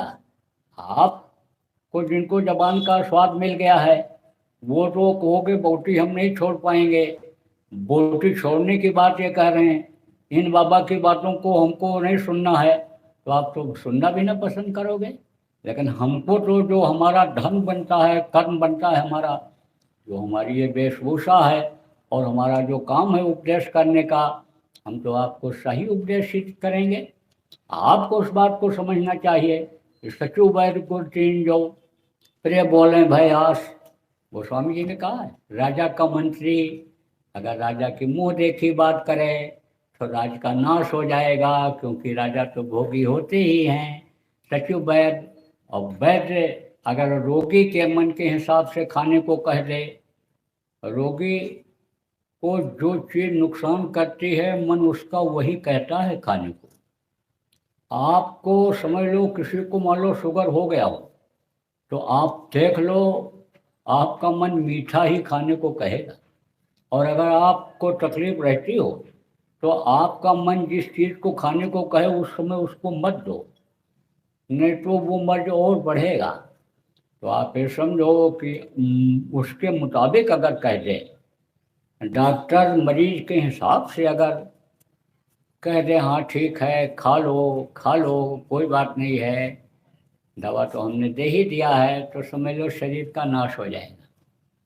और गुरु जिनको कहा जाता है, ऐसे गुरु मिल जाएं जिनसे ये कहो महाराज हमको कोई मंत्र ऐसा दे दो कि जिससे हम खाते पीते भी रहें, और हम बुराइयां जो करते हैं वो भी करते रहें, क्योंकि बड़े आदमियों के साथ हमको रहना पड़ता है, वहाँ हमको झूठ भी बोलना पड़ता, बेईमानी चोरी चकारी भी करनी पड़ती, ठगी भी करनी पड़ती है। तो महाराज हम यह भी करते रहें, तो कह देगा हाँ हाँ कोई बात नहीं, कोई बात नहीं, तुम्हारे लिए तो हम बाईपास रास्ता निकाल देते हैं, तुमको हम शंकर जी का मंत्र दे देते हैं। शंकर जी भी गांजा पीते थे, भांग खाते थे, कभी शंकर जी को उन्होंने देखा? कहने वालों ने शंकर जी को तो सपने में भी नहीं देखा। कोई शंकर जी बन करके बैठ गया, फोटो खींच गया, उसी को शंकर जी मान रहा है। शंकर जी ने तो कभी भी गांजा भांग का इस्तेमाल किया ही नहीं, वो तो गंजेड़ियों ने गांजा की चिलम भर करके बम बम बोल करके शंकर जी को बदनाम कर दिया। तो कहा सचु बैठ गुर तीन जो प्रिय बोले भयास, राज धर्म तन तीन कर हो बेगे है नाश। तो हमको तो भाई वो बात नहीं कही। देखो हमको तो सही बात बताना है आपको, हम आपसे कोई चीज़ मांगने नहीं आए हैं, हम तो आपको बताने ही आए हैं, उपदेश करने ही आए हैं, हम तो सही बात आपसे कहेंगे ही। तो आप समझो कि यानी बहुत पूजा पाठ लोग करते हैं, लेकिन किससे करते हैं? इस शरीर से करते हैं, इस मानव मंदिर से करते हैं, और कबूल नहीं होती है। कितने यज्ञ हो रहे हैं, कितने जप लोग कर रहे हैं, तपस्या भी कर रहे हैं, अनुष्ठान भी हो रहा है, मंदिरों में भी जा रहे हैं, लेकिन देवता खुश क्यों नहीं होते हैं? जगह ही गंदी है जहाँ से प्रार्थना पूजा पाठ करते हैं। मिट्टी और पत्थर का मंदिर बना दिया जाए, मिट्टी और पत्थर का मंदिर बना दिया जाए, बना ही हुआ है जगह जगह, और उसमें मुर्गा मांस कोई ले जा करके डाल दे, कोई पूजा करेगा कि कोई हवन करेगा कि कोई यज्ञ करेगा, पाठ करेगा? कहेगा गंदी जगह है, कबूल नहीं होगा। तो जब इस मानव मंदिर के अंदर डालोगे गंदी चीज, मुर्दा डालोगे और वहां से पूजा पाठ करोगे, तो भैया कहाँ से वो स्वीकार करेगा? कोई आदमी मर गया, जला करके आए, नहाने लगे, पूछा भाई क्यों नहा रहे हो? मुर्दा जला के आए, इसलिए। और बकरा के अंदर वही जीवात्मा निकल गई तो उसको मांस को ले आए, खा लिया, तो मुर्दा खानी हुआ कि नहीं हुआ, ये मरघट हुआ पेट की नहीं। तो घर में अने समझो कि भूत बसे का मान, कहा कि वहाँ भूत के अलावा मरघट पर कौन रहेंगे। तो ये मन भी उसी तरह का भूत हो गया, मन इसी मुर्दा खानी में तो है। तो अब आप ये समझो प्रेमियों कि दया करो, जीवों पर दया करो और अपनी आत्मा पर भी दया करो। अगर इस पर दया आपने नहीं किया, इसके अपने घर मालिक के पास पहुंचाने का कोई उपाय अगर आपने नहीं किया, तो कर्मों की सजा शरीर से तो मिलती ही है। जैसे यहाँ संविधान बना हुआ है, नियम बना हुआ है, नियम को कोई तोड़ता है तो उसको सजा मिलती है। चोरी करता, डकैती करता, कत्ल करता है, धाराएं अलग अलग हैं और उसके अनुसार उसको सजा मिलती है। ऐसे ही भगवान ने भी नियम बना दिया है। वेद में क्या लिखा है, यही सारी चीजें लिखी हुई हैं। संस्कृत में लिखा गया था, पूरे विश्व में केवल एक ही भाषा थी शुरू में, संस्कृत थी। संस्कृत को अब लोग समझ नहीं पाते हैं, पढ़ नहीं पाते हैं। वेद में सारी चीजें लिखी हुई, अब उसी को और सरल किया, उसका पुराण बनाया, 6 शास्त्र बनाए। वेद, वेद पुराण जिसको कहते हो, यानी 4 वेद 6 शास्त्र 18 पुराण बनाए। और फिर उसी को उसी में से निकाल करके तत्वों को गीता में उन्होंने लिखा। कृष्ण भगवान जब आए और फिर उधर जब इधर कलयुग में गोस्वामी जी महाराज आए तो उन्हीं चीज़ों को निकाल करके सरल भाषा में हिंदी में लिखा। लेकिन पढ़ लेते हैं, अमल नहीं करते। रामायण तो आप पढ़ लेते हो, रामचरितमानस पढ़ लेते हो, और लोग सुनाते भी हैं, चौपाइयाँ सुनाते हैं, लोग राम कथा भी सुनाते हैं, कृष्ण कथा भी सुनाते हैं। लेकिन जिस तरह से उन्होंने आचरण किया उसको नहीं मानते हैं। कैसा आचरण किया, पिता के आदेश का पालन किया, राजगद्दी पर ठोकर मार करके और जंगल चले गए। आज कोई बेटा जाने वाला है, गला दबा देते हैं, गोली मार देते हैं संपत्ति के लिए।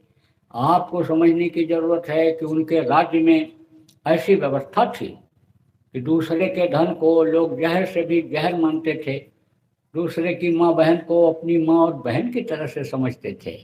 और अब सब कुछ हजम करने के लिए तैयार हैं। तो ऐसे भक्त बनने से, ऐसे पढ़ने से क्या फायदा निकलेगा, आप समझो कहाँ से फायदा होगा, कहाँ से लाभ मिलेगा। आप समझो कि हनुमान जी अगर चाहते तो सीता माता को ऐसे हथेली पर बैठा करके और अशोक वाटिका से उड़ा करके लाते और राम जी के सामने रख देते। लेकिन सीता जी आई, तनिक नई इच्छा व्यक्त की। आप समझो कि उनके अंदर शक्ति थी कि उड़ करके चले गए। लघुमा यानी अणुमा शक्ति जब आई उनके अंदर, छोटा रूप बना लिया। और जब गरिमा शक्ति आई तब भर दिया था किसने, भगवान राम ने। विश्वामित्र के पास जब गए थे 12.5 वर्ष तक विद्या अध्ययन के लिए, तो 9 गुणों से लैस किया था उनको। राजेश, तपस्वी, संतुष्टा, सत्यवादी, जितेंद्रिय, दाता, शूर, दयालुष्चा, वेद पाठी, ये थे 9 गुण। तो वो सब शक्तियाँ भर दी थी उनके अंदर। जब संजीवनी बूटी लेने के लिए गए, उड़ करके गए, और जब पहाड़ उठा करके लाने को हुआ तो भारी भरकम शरीर बना लिया, पहाड़ उठा कर लेकर चले आए। तो सीता माता अगर चाहती तो ऐसे उठा करके ले आते, लेकिन नहीं।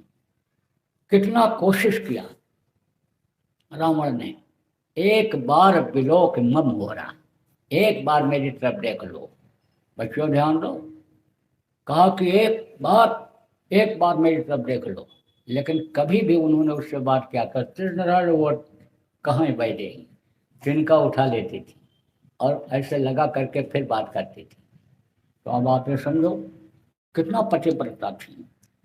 अब उनकी पूजा नहीं होगी तो किसकी पूजा होगी, तो देवी थी वो। तो उनके इसका अनुकरण करना चाहिए, उनके पद चिन्हों पर चलना चाहिए। तो प्रेमियों, आप समझो कि दया धर्म है, सबसे बड़ा धर्म है दया।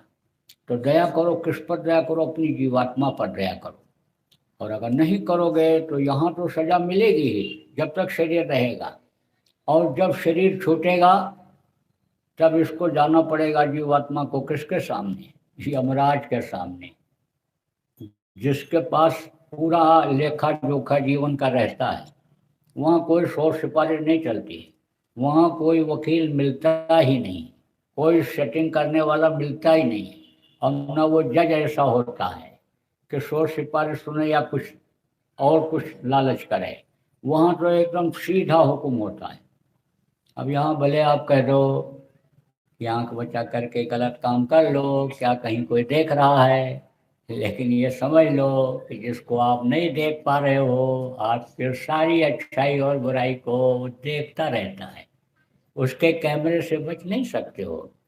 चित्रगुप्त उनके मंत्री, जिनकी परछाई आप ये समझो कि गुदा चक्र पर बराबर पड़ती रहती है, 4 दल कमल हैं, उन कमलों पर पड़ती रहती है।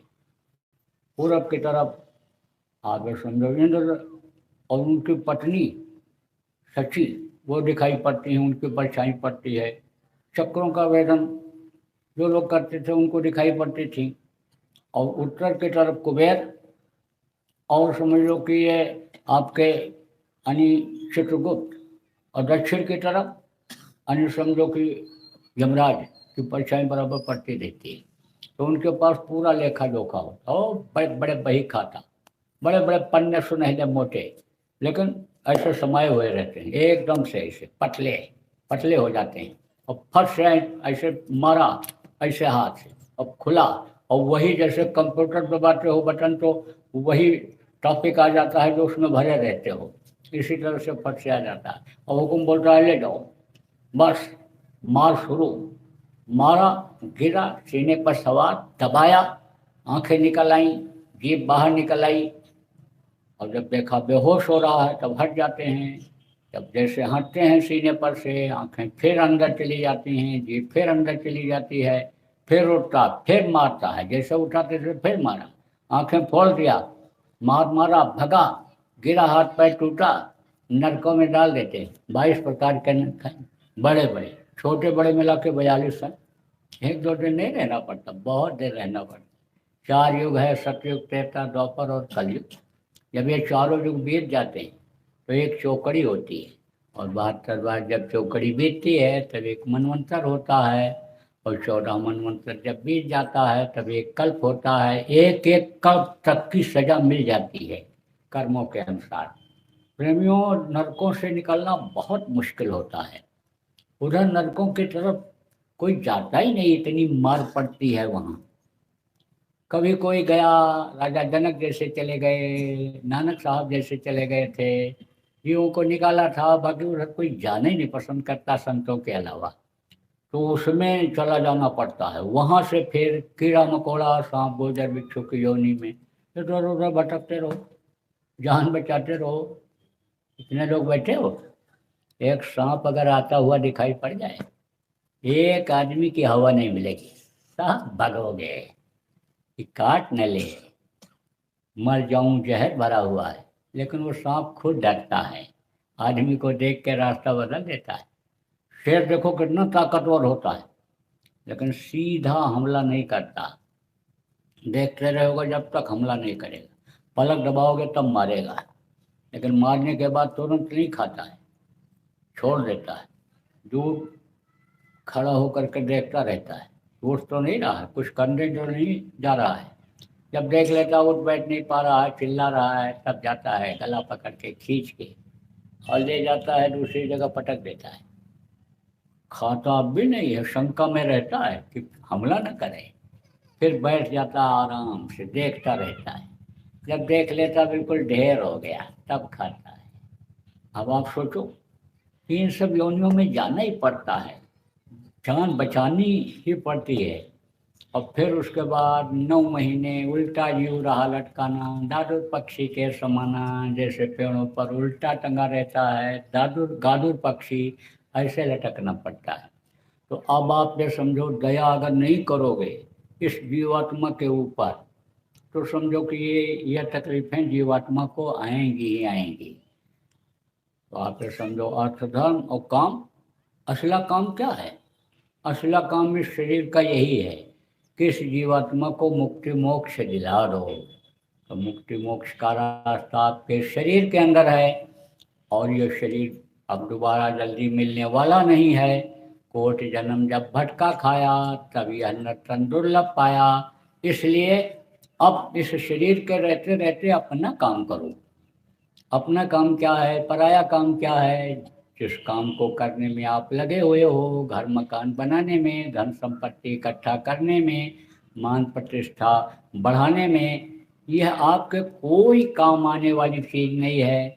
रुपया पैसा शरीर छूटने के बाद कोई दूसरा खर्चा करेगा, मकान में कोई दूसरा रहेगा, और जिस पद पोस्ट पर आप हो उसका फायदा आपके परिवार वाले उठाएंगे कि ये सरपंच जी के लड़के हैं, ये प्रधान जी के लड़के हैं, ये मंत्री जी के लड़के हैं, या अध्यक्ष जी के लड़के हैं, तो उसका फायदा भी कोई दूसरा उठाएगा। ये कोई भी चीज़ आपके साथ नहीं जाएगी। इसलिए कुछ वहाँ के लिए भी करो जो आपके काम आ जाए शरीर छूटने के बाद, क्योंकि शरीर तो सबका छूटना है, ये मृत्यु लोक है। इस मृत्यु लोक का नियम ही यही है कि जो पेड़ फलता है वो झड़ता है, और जो आग जलती है वो बुझती है, और जो पैदा होता है वो मरता है। देखो, अब राम जैसे भगवान चले गए, कृष्ण जैसे भगवान चले गए, कबीर गोस्वामी पलटू नानक दादू मीरा जैसे संत चले गए, एक से एक आप समझो राष्ट्रपति प्रधानमंत्री, एक से एक शेठ साहूकार, एक से एक राजा महाराजा आए, राजा रंग जो भी आए सब चले गए, तो आपको भी हमको भी जाना पड़ेगा। अब सवाल यह है कि मुक्ति मोक्ष मिलेगा कैसे, अपना काम बनेगा कैसे? धाम अपने चलो भाई, पराये देश नहीं फंसना, काल का देश है, अपने घर कैसे पहुँचेंगे जब तक कोई रास्ता बताने वाला नहीं मिलेगा? तो रास्ता बताने का काम कौन करता है? रास्ता बताने का काम गुरु करते हैं। दुनिया का रास्ता गुरु बताते हैं, और जो परमार्थी रास्ता है, जीवात्मा को घर पहुंचाने का रास्ता है, उसको सदगुरु बताते हैं। सदगुरु और गुरु में अंतर होता है। गुरु तो माता पिता को भी कहते हैं, कहा ना, पहला गुरु पिता और माता जो है रक्त बीज के दाता, दूसर गुरु भई वो दाई, गर्भवास की मैल छुड़ाई, तीसर गुरु ने नाम उचारा, गांव देश के लोग पुकारा, चौथा गुरु ने शिक्षा दीना, तब संसारी वस्तु चीन्हा, पांचवां गुरु ने दीक्षा दीना, राम कृष्ण का सुमिरन कीना, छठवां गुरु ने सब भ्रम तोड़ा, ओंकार से नाता जोड़ा, सतवां गुरु शत शब्द लखावा, और जहाँ का जीव तहाँ पहुँचावा। शब्द भेदी गुरु जब मिलते हैं तब जीवात्मा का कल्याण उद्धार होता है, फिर ये इधर नहीं आती है, जीवात्मा मृत्यु लोक में नरकों में नहीं जाती है। तो गुरु तो सब सम्मानीय हैं, सब सम्मान के दृष्टि से देखे जाते हैं। जैसे मास्टर जी हैं, कुर्सी ऊंची सबकी रहती है, लेकिन जानकारी अलग अलग होती है। 5 दर्जा पढ़ाने वाले मास्टर जी अलग होते हैं, 8 वाले अलग होते हैं, 12 वाले अलग होते हैं, हैं तो मास्टर जी, लेकिन जानकारी अलग अलग होती है। तो जब जानकार मिलते हैं, जब संत सदगुरु मिलते हैं, तब लोक और परलोक दोनों बनाते हैं। अब इस समय पर तो लोक बनना भी जरूरी है, परलोक बनाना भी जरूरी है। देखो प्रेमियों, अगर आपसे मैं ये कहूँ कि भगवान से मैं मिलवा दूंगा आपको, भगवान का दर्शन करना चाहते हो, तो लगभग सब लोग हाथ उठा देंगे, क्योंकि आप धार्मिक हो, धर्मनिष्ठ हो, आप भगवान को मानते हो, जानते हो, तब आप धर्म कर्म की बातों को सुनने के लिए आए हो, तो लगभग सब हाथ उठा दोगे कि हाँ ठीक है, मिलवा दीजिए भगवान से। लेकिन मैं कह दूं कि भगवान तो आपके साथ 24 घंटा रहेंगे, लेकिन खाने को नहीं मिलेगा। सब कहोगे नहीं। कुछ लोग तो बिल्कुल साफ कर दोगे, ऐसे भगवान हमको नहीं चाहिए, हमको तो खाना खिलाने वाला भगवान चाहिए। हम तो भगवान से जाते हैं, मूर्ति के सामने खड़े होते हैं तो धने पुत्र परिवार मांगते हैं, हमको खाने बढ़िया बढ़िया चीज़ मिलनी चाहिए। कुछ भगवान तो हमको यानी जिस दिन भी कोई त्योहार होता है उस दिन बोटी ही खिलाते हैं, तो हमको तो खाने को चाहिए। हम और जो कोई आप अच्छे हो गए, शिष्ट जिनको कहते हैं, वो ये कहोगे नहीं भाई, भगवान से ही कह दो पहले हमारा पेट भर दें, उसके बाद तब हमको भगवान भी अच्छे लगेंगे। भूखे भजन हुए भुआला, और ले भुआल कंठी माला, हमको कंठी माला नहीं चाहिए, हमको तो कह दो पेट हमारा भर। आपसे कह दिया जाए कि चारपाई पर पड़े रहो, उठ बैठ नहीं सकते हो, लेकिन भगवान पंखा झलते रहेंगे, सेवा करते रहेंगे, कहोगे नहीं। भगवान से ही कह दो हमको खड़ा कर दें, चलने फिरने लायक हो जाएं, तो हम तो उन्हीं की सेवा करेंगे। हम सेवा नहीं करवाना चाहते उनसे। कह दिया जाए बेइज्जती कर दी जाएगी, मुंह दिखाने के लायक नहीं रहोगे, कोई तुम्हारा मुंह देखना पसंद नहीं करेंगे, लेकिन भगवान 24 घंटा साथ रहेंगे। तब कहोगे नहीं नहीं, जब तक रहें तब तक इज्जत के साथ रहें। तो ये भी जरूरी है। आप ये समझो, इस तन के लिए साफ कपड़ा भी जरूरी है, इस तन के लिए रहने का, रोग से बचाने के लिए, गर्मी ठंडी से बचाने के लिए मकान की भी जरूरत है। और समाज में लड़का लड़की का शादी ब्याह करना है, साफ सुथरी जगह पर बैठना है, तो उसके लिए सम्मान इज्जत की भी जरूरत है। तो भाई दोनों बात बतानी पड़ेगी, दोनों बात बतानी पड़ती है। देखो, संतों का ये इतिहास रहा है कि संतों ने दोनों काम किया। आप कहोगे भाई जो दाढ़ी बाल बढ़ा लेता है या मूड़ मुड़वा लेता है या गृहस्थों जैसा कपड़ा जो नहीं पहनता, लाल पीला नीला सफ़ेद पहन लेता है, वो संत हो जाता है? ऐसा कुछ नहीं। संत की गति होती है, जिसकी आत्मा वहाँ तक पहुँच जाती है, परमात्मा तक, सतलोक तक पहुँच जाती है, सर्वशक्तिमान के पास पहुँच जाती है, वो संत गति के होते हैं। जिसको ये मालूम हो जाए कि ये दुनिया नाशवान है, एक दिन खत्म हो जाएगी, उसको मुनि कहते हैं। जो ब्रह्मा विष्णु महेश तक पहुंच जाते हैं, आप समझो स्वर्ग और वैकुंठ तक, उनको देवर्ष कहते हैं। उसके आगे योगी, योगेश्वर, साध, संत, परम संत। संतों का दर्जा सबसे ऊंचा होता है। ये भी माँ के पेट से पैदा होते हैं, लेकिन उस वक्त के मौजूदा संत के पास पहुंच करके अपनी आत्मा को जगा करके उस मालिक तक पहुंचा दिया करते हैं, तो पूरी ताकत आ जाती है और उनको हुक्म मिल जाता है। समय समय पर आते हैं और हमेशा इस धरती पर आते हैं। देखो, अगर एक ही शरीर में आना होता तो शरीर छोड़ते क्यों और फिर दूसरे गुरु आते क्यों? यानी आप देखो, संत मत का विस्तार कहाँ से शुरू हुआ, कहाँ से संत मत की नींव पड़ी? कबीर साहब से हुई। कबीर साहब, आप ये समझो कि बहुत शिष्य थे। आप ये समझो कि उन्होंने अधिकार किसको दिया? रावी तट पर, यानी समझो कि युवावस्था में नामदान लेने वाले, अपने आत्मा को जगाने वाले, यानी समझ लो वाहे गुरु परमात्मा का प्रचार करने वाले नानक साहब को अधिकार दिया। उनके जो अन्य शिष्य हुए, 10 गुरु हुए, नाम बताने का समय नहीं है, उनको वो बराबर देते आए। और उनके अनेक हुए, लेकिन वो उनको अधिकार देते आए। आप समझो आखिरी जो उनके गुरु थे गोविंद साहब, गुरु गोविंद साहब इधर महाराष्ट्र में आए थे, यानी आप समझो पूना में उनको रतनराव जी को अधिकार दिया, रतनराव जी ने श्यामराव जी को दिया, फिर वो हाथरस वहाँ पहुँच गए और समझ लो कि वही दक्षिणी बाबा तुलसी साहब के नाम से मशहूर हुए। उन्होंने किसको अधिकार दिया? राधा स्वामी मत जो चलाए, यानी राधा माने सूरत और स्वामी माने मालिक, यानी समझ लो जो उन्होंने इधर से सूरत को खींच करके उधर उस मालिक से मिलने का अभ्यास बताया। सूरत, राधा नाम सूरत, यानी सूरत को बताया और स्वामी उसको बताया। राधा स्वामी शिवदयाल जी महाराज को अधिकार दिया और उन्होंने फिर किसको अधिकार दिया? इनके बहुत थे शिष्य। अब तमाम शाखाएं उन लोगों ने बना ली और संत मत को छोड़ करके फिर उसी काल मत में आ गए। जगह जगह पर समाधि बना ली, जगह जगह पर फूल पत्ती प्रसाद शंख घड़िया घंटा घड़ियाल और यही सब सारी चीज़ें बनाने लग गए। लेकिन अधिकार किसको दिया? ये देखो, जो संत मत के लोग हो, आप समझते हो, अधिकार जिसको मिलता है, संभाल करने की पावर उसको रहती है और संभाल करने के लिए जीवों को उनको दिया जाता है। तो किसको दिया उन्होंने?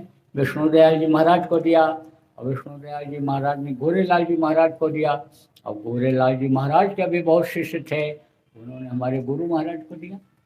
ये गुरु महाराज, ये नहीं, जिनकी तस्वीर है वो महापुरुष जब रहते हैं तो जल्दी पहचान नहीं पाते लोग, और जब चले जाते हैं तब मूर्तियाँ बनाते हैं और रामलीला रासलीला करते हैं, जन्माष्टमी मनाते हैं। ये सब करते हैं। फोटो जब चला तो फोटो का कैलेंडर बना करके और पूजा पाठ उसका करने लग गए। देखो, उससे मुक्ति मोक्ष मिलने वाला होता नहीं। सही बात तो यह है, जब तक खुद उपाय नहीं करोगे तो इतना आसान मुक्ति मोक्ष नहीं है कि चीनी का शरबत है और बस पानी में घोला और पी गए, मुक्ति मिल गई, मोक्ष मिल गया। इस बात को आपको समझने की जरूरत है। बात जरूर कड़ी लग रही होगी आपको, लेकिन बताना तो जरूरी है। तो प्रेमियों समझो, फोटो लगाना क्यों पड़ता है, लगाया क्यों जाता है? संत मत में गुरु का ध्यान कर प्यारे, बिना इसके नहीं छूटना। गुरु को ही सब लोगों ने प्रणाम किया, मन ही मन प्रणाम गुरु की ना, अचला गौ उठाए धन दीना। जो तारिक शक्ति थे राम, उन्होंने भी आप समझो गुरु किया था। कृष्ण ने भी गुरु किया। संदीपनी उनके विद्या गुरु थे, आध्यात्मिक गुरु सुपट थे।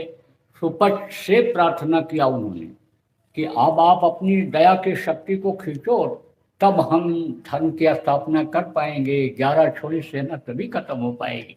आप लोग पढ़ते होगे, सुने होगे, नहीं सुने होगे तो सत्संग जब सुनोगे तो सारी बातों की जानकारी हो जाया करेगी।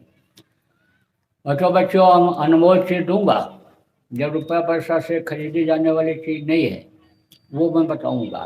देखो, आना जाना नहीं हो पाता है, आप लोग विद्वान हो, जानकार भी हो, इसलिए थोड़ा सा ये आध्यात्मिक सत्संग का ये अंश आपको सुना दे रहा हूँ। बाकी अभी सबको बताऊंगा, लोक बनाने का तरीका बताऊंगा, परलोक का भी बताऊंगा।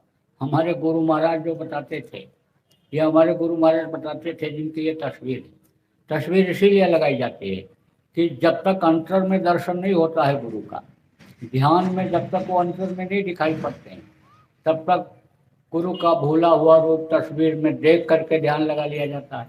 नहीं तो जब अंतर में गुरु का दर्शन होने लगता है, तब तस्वीर की कोई कीमत नहीं रहती। तो गुरु महाराज ने बहुत से लोगों का हमारे लोक और परलोक बनाया, रास्ता बताया। गुरु महाराज ने वर्णात्मक नाम जय गुरुदेव नाम जगाया, और ध्वन्यात्मक नाम जो 5 शुरू से चलता चला आ रहा है, अन्य समझो उसको उन्होंने बताया। और नाम बताया ही नहीं, रास्ता बताया ही नहीं, रास्ते पर चलाया और कितने लोगों को मंजिल तक पहुंचा दिया।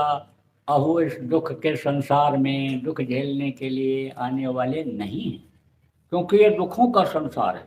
यहाँ कोई सुखी नहीं, सब दुखी। आप ये समझो कि इतने लोग बैठे हैं, कोई चैलेंज के साथ ये नहीं कह सकते हैं कि हमारे घर में 1 साल के अंदर कोई बीमार नहीं पड़ा, तकलीफ नहीं हुई। कोई नहीं कह सकता है कि लड़ाई झगड़ा नहीं हुआ। अब कुछ घर तो इसमें ऐसे भी हैं जिनमें कोई न कोई बीमार ही रहता है, रोज झगड़ा होता है, रोज झगड़ा होता है। और ये ना बताओ, आप चैलेंज करो, मैं बता दूंगा, 10-20 को बता दूंगा। और अगर गलत निकल जाए तो एक बात मेरी मत मानना, तो ये दुखों का संसार बन गया। अब ये तकलीफें जब तक नहीं जाएंगी, तब तक भगवान अच्छे नहीं लगेंगे। इसलिए लोग बनाने वाली कुछ बातें मैं आपको बता देता हूँ, मोटी मोटी बातें तो बहुत सीखनी पड़ती हैं पहले के समय में। इसीलिए 15वें दिन महीने में एक बार संतों के पास लोग जाते थे, सत्संग सुनते थे और उनके बताए रास्ते पर चलते थे। तब ये गृहस्थाश्रम स्वर्ग जैसा था, कोई खींचातानी नहीं, घर छोड़कर कोई भगता नहीं था, औरतें जल के मरती नहीं थी। तो अब सत्संग मिलता नहीं है, इसलिए मोटी मोटी बात बताता हूँ बच्चों। देखो बच्चों, समझ लो सब, यह मनुष्य शरीर जो मिला है आपको, शाकाहारी खून से बना हुआ है। जो चीज़ खाते हो उसी का खून बनता है। मांस जब खा लेते हो, उसका खून जब बनता है तो शाकाहारी खून से तालमेल नहीं खाता है, तरह तरह की बीमारियां हो जाती हैं। खून की खराबी की वजह से चर्म रोग, सफेदी, कुष्ठ रोग और ये सब रोग होते हैं। इस चीज़ को आप याद रखो। आप समझो कि आजकल खून कतरा ज़्यादा क्यों होता है, लड़ाई झगड़ा क्यों होता है, ब्लड प्रेशर वगैरह की बीमारी क्यों होती है, खून में गर्मी आ जाती है। मांसाहारियों का खून जो होता है गर्म होता है, क्रोध जल्दी आता है। 4 बैल कमरे में बंद कर दो रात को, चारा डाल दो, आराम से खाएंगे, सुबह दरवाज़ा खोलोगे गेट के बाहर हो जाएंगे। चार कुत्ता बंद कर दो, रोटी डाल दो, और रोटी भी खाते हैं, रात भर भौं पौं चूं चूं करते रहते हैं। सुबह दरवाज़ा खोलोगे तो किसी का कान कटा हुआ, किसी पूंछ कटी हुई, किसी के पैर से खून बहता दिखाई पड़ेगा। क्यों? लड़ते हैं, नोचते हैं एक दूसरे को, मांसाहारी। ये अपराध और भ्रष्टाचार शराब और मांस की वजह से ही बढ़ता जा रहा है। इसको कम करना जरूरी है, नहीं तो इसमें अपने लोग भी आ जाओगे, बच्चे भी आ जाएंगे, अपराधी प्रवृत्ति के हो जाएंगे, आपकी मेहनत सब बेकार चली जाएगी, कुल खानदान में कलंक बन जाएंगे। जिस इज्जत के लिए आप उनको पढ़ाते लिखाते हो वो इज्जत मिटा देंगे।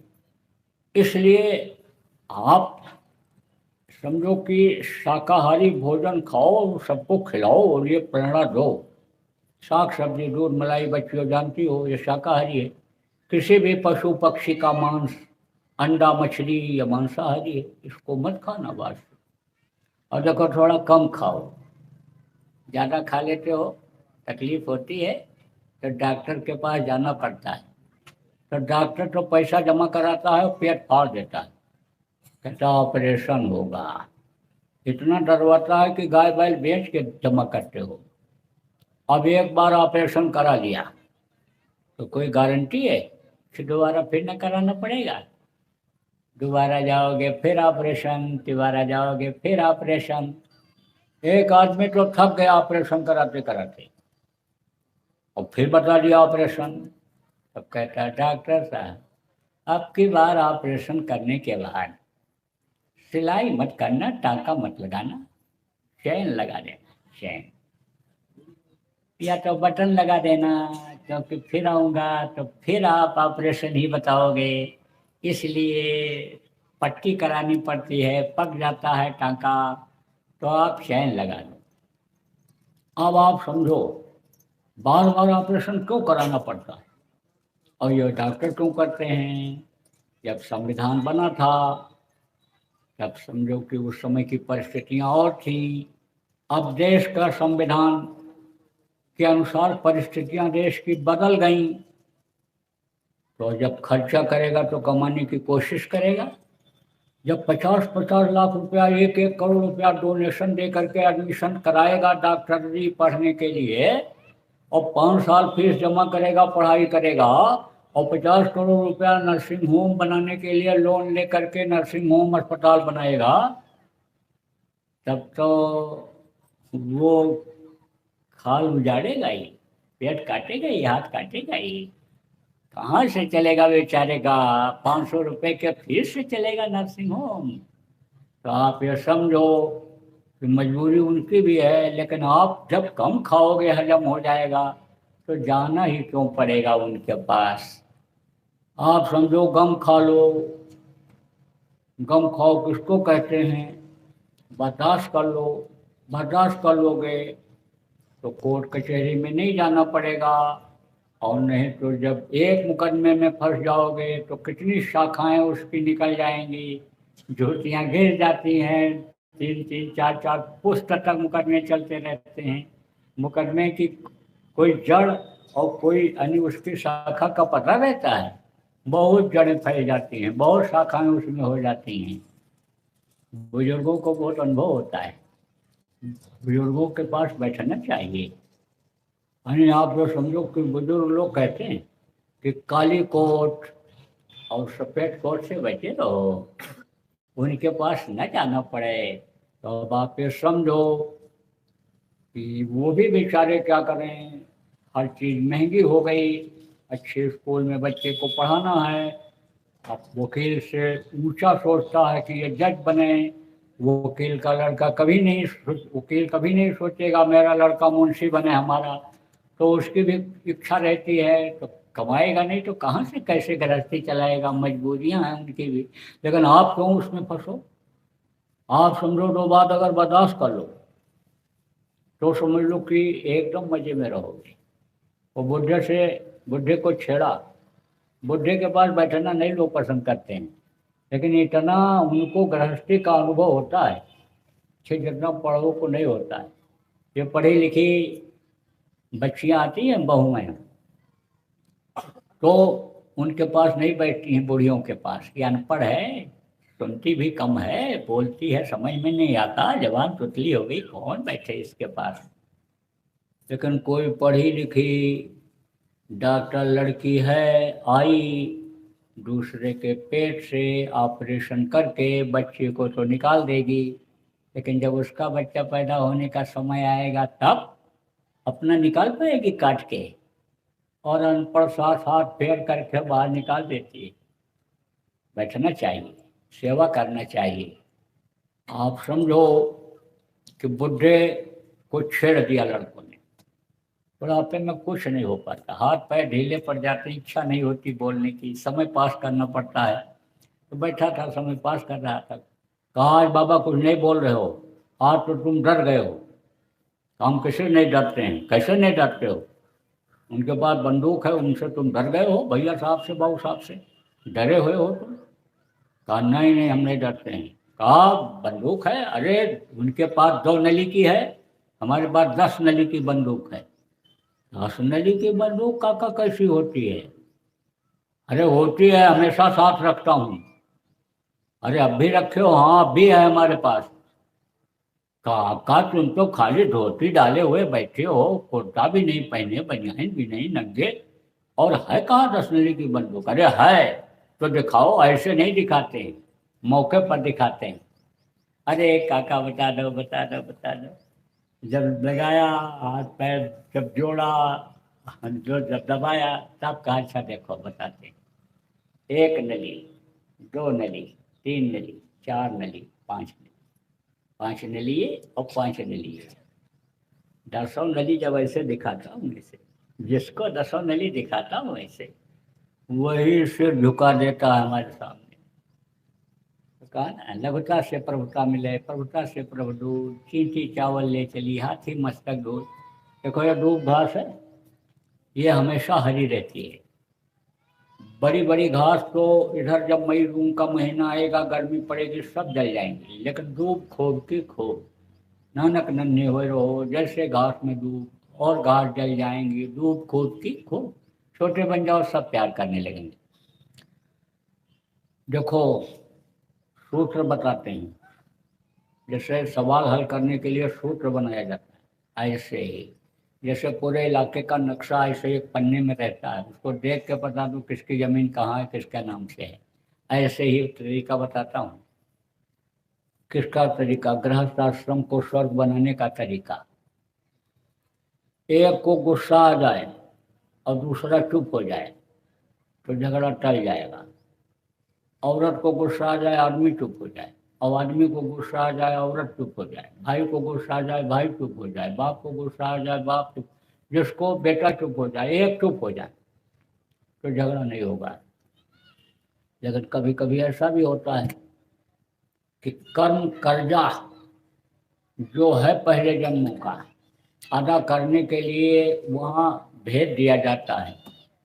अब मान लो कोई ऐसी आत्मा आ गई कि जो पहले अन्य समझ लो कि भैंसा रहा हो, घोड़ा रहा हो, तो अब संतों की महिमा में ये बात बताई गई है ना, संतों की महिमा अनंत अनंत क्या उपकार, ये बताया गया है कि जिस घोड़े पर सवारी कर लेते हैं दया हो जाती है, उनको भी मनुष्य शरीर मिल जाता है। जिस बकरी का दूध पी लेंगे दया हो जाएगी, उसको भी मनुष्य शरीर मिल जाएगा, लेकिन स्वभाव नहीं जाता है। मान लो घोड़ा है, तो घोड़ा रहा तब भी 2 लट्ठी मारता था, अब आदमी बन गया तो भी एक्स्ट्रा पैर मारता चलता है। भैंसा था, आदमी बन गया तो भैंसा जैसा रगड़ता चलता था, से आदमी भी रगड़ता चलता है। बकरी थी, म्याँ म्याँ म्याँ म्याँ चिल्लाती रहती थी, औरत बन गई तो भी चिल्लाती रहती, बोलती रहती। अब चाहे बहू हो चाहे सास हो, बहू और सास का झगड़ा मशहूर है। गरीब सास और बहू जब लड़ती हैं, बद्दी बद्दी गाली देती हैं तो पड़ोसियों को पता चल जाता है, लेकिन बड़े आदमियों के घर की सास और बहू का पता नहीं चलता है। क्यों? क्योंकि वो अंग्रेजी में गाली देती हैं, लेकिन झगड़ा होता है सास और बहू में। अब ऐसे समय पर क्या करना चाहिए कि जब एक अच्छी आत्मा हो और दूसरी उस योनि की हो, तब क्या करना चाहिए? बड़ी समस्या हो जाती है। बहू अगर पहुंच गई इस तरह से तेज तर्रार, तब तो वो कहती है तिजोरी की चाबी अब हमारे ही हाथ में आ जाना चाहिए। और बुढ़िया जब होशियार हो जाती है, डर के मारे पैर दबाना बंद कर देती है कि कहीं ऐसा ना हो चाबी के चक्कर में गला ही दबा दे। तब कहती है अब बुढ़िया को तो हम कब्र पर पहुंचा करके ही दम लेंगे। और सास अगर कड़क है तो बहू को कहती है घर से बाहर निकाल करके ही दम लेंगे, चाहे दहेज का मुकदमा चले, जेल ही क्यों न जाना पड़े। तो ऐसी हालत में क्या करना चाहिए? कान में उंगली लगा के आंख बंद करके भजन पर बैठ जाना चाहिए। जो आप पुराने लोग हो आपको मालूम है, और जिनको नहीं मालूम है आज बता दूंगा। जब आंख बंद रहेगी, मुंह बंद रहेगा, ऊपर से कपड़ा पड़ा हुआ रहेगा, जब आप देखोगे नहीं कि किस तरह इशारा कर रहा है, किस तरह से आंखों से देख रहा है, क्या बोल रहा है, जब सुनोगे नहीं तो गुस्सा नहीं आएगा, कोई प्रतिशोध की भावना अंदर नहीं आएगी। तो आप समझो ये आपका सूत्र है। बरकत नहीं होती है। बहुत कमाते हैं, अक्सर कहते हैं लोग बरकत नहीं होती है, बहुत कमाई होती है, पैसा बहुत आता है, बरकत नहीं होती है। तो बरकत न होने का क्या कारण है? मेहनत और ईमानदारी की कमाई नहीं आती है। मेहनत और ईमानदारी की कमाई करके जब लक्ष्मी को लाते हैं तो लक्ष्मी रुक जाती हैं, और नहीं तो जैसे आती हैं वैसे चली जाती हैं। जुआड़ी कितना ले आता है, 2 घंटे में बीत के करोड़ों रुपया ले आता है, लेकिन दूसरे दिन फिर आ जाता है, रुकती नहीं है लक्ष्मी। लक्ष्मी का यह सिद्धांत है कि आदर के साथ लाओगे, सम्मान के साथ लाओगे, तब रुकेंगी नहीं, खिसक जाएंगी। तो आप ये समझो, मेहनत और ईमानदारी की कमाई पर भरोसा करना चाहिए। मेहनत और ईमानदारी की कमाई जहाँ लगती है फलीभूत होता है, इसलिए अन्य लोग बनाने के लिए ये जरूरी है। अब परलोक बनाने का तरीका आपको बताऊंगा। आप ये समझो प्रेमियों कि 2 तरह का नाम होता है, एक ध्वन्यात्मक नाम और एक वर्णात्मक नाम। ध्वन्यात्मक नाम हमेशा से एक ही चला आया है, जब से ये सृष्टि बनी तब से एक ही नाम चलता आ रहा है। और वर्णात्मक नाम समय समय के अनुसार जब महापुरुष आते हैं तब उस नाम को वो जगाते हैं, लोगों के रक्षा के लिए, फायदा के लिए। जैसे आप समझो कि त्रेता में जब भगवान राम आए थे तो राम नाम उन्होंने जगाया था। आपको याद होगा उस समय राम नाम में शक्ति थी। पत्थर के ऊपर राम राम लिख करके समुद्र में डाला गया था, सारे पत्थर तैरने लगे थे। जब पुल बनाने को हुआ था, विभीषण की कुटिया पर राम राम लिखा हुआ था, लंका जला, लेकिन विभीषण की कुटिया बच गई थी, राम नाम में शक्ति थी।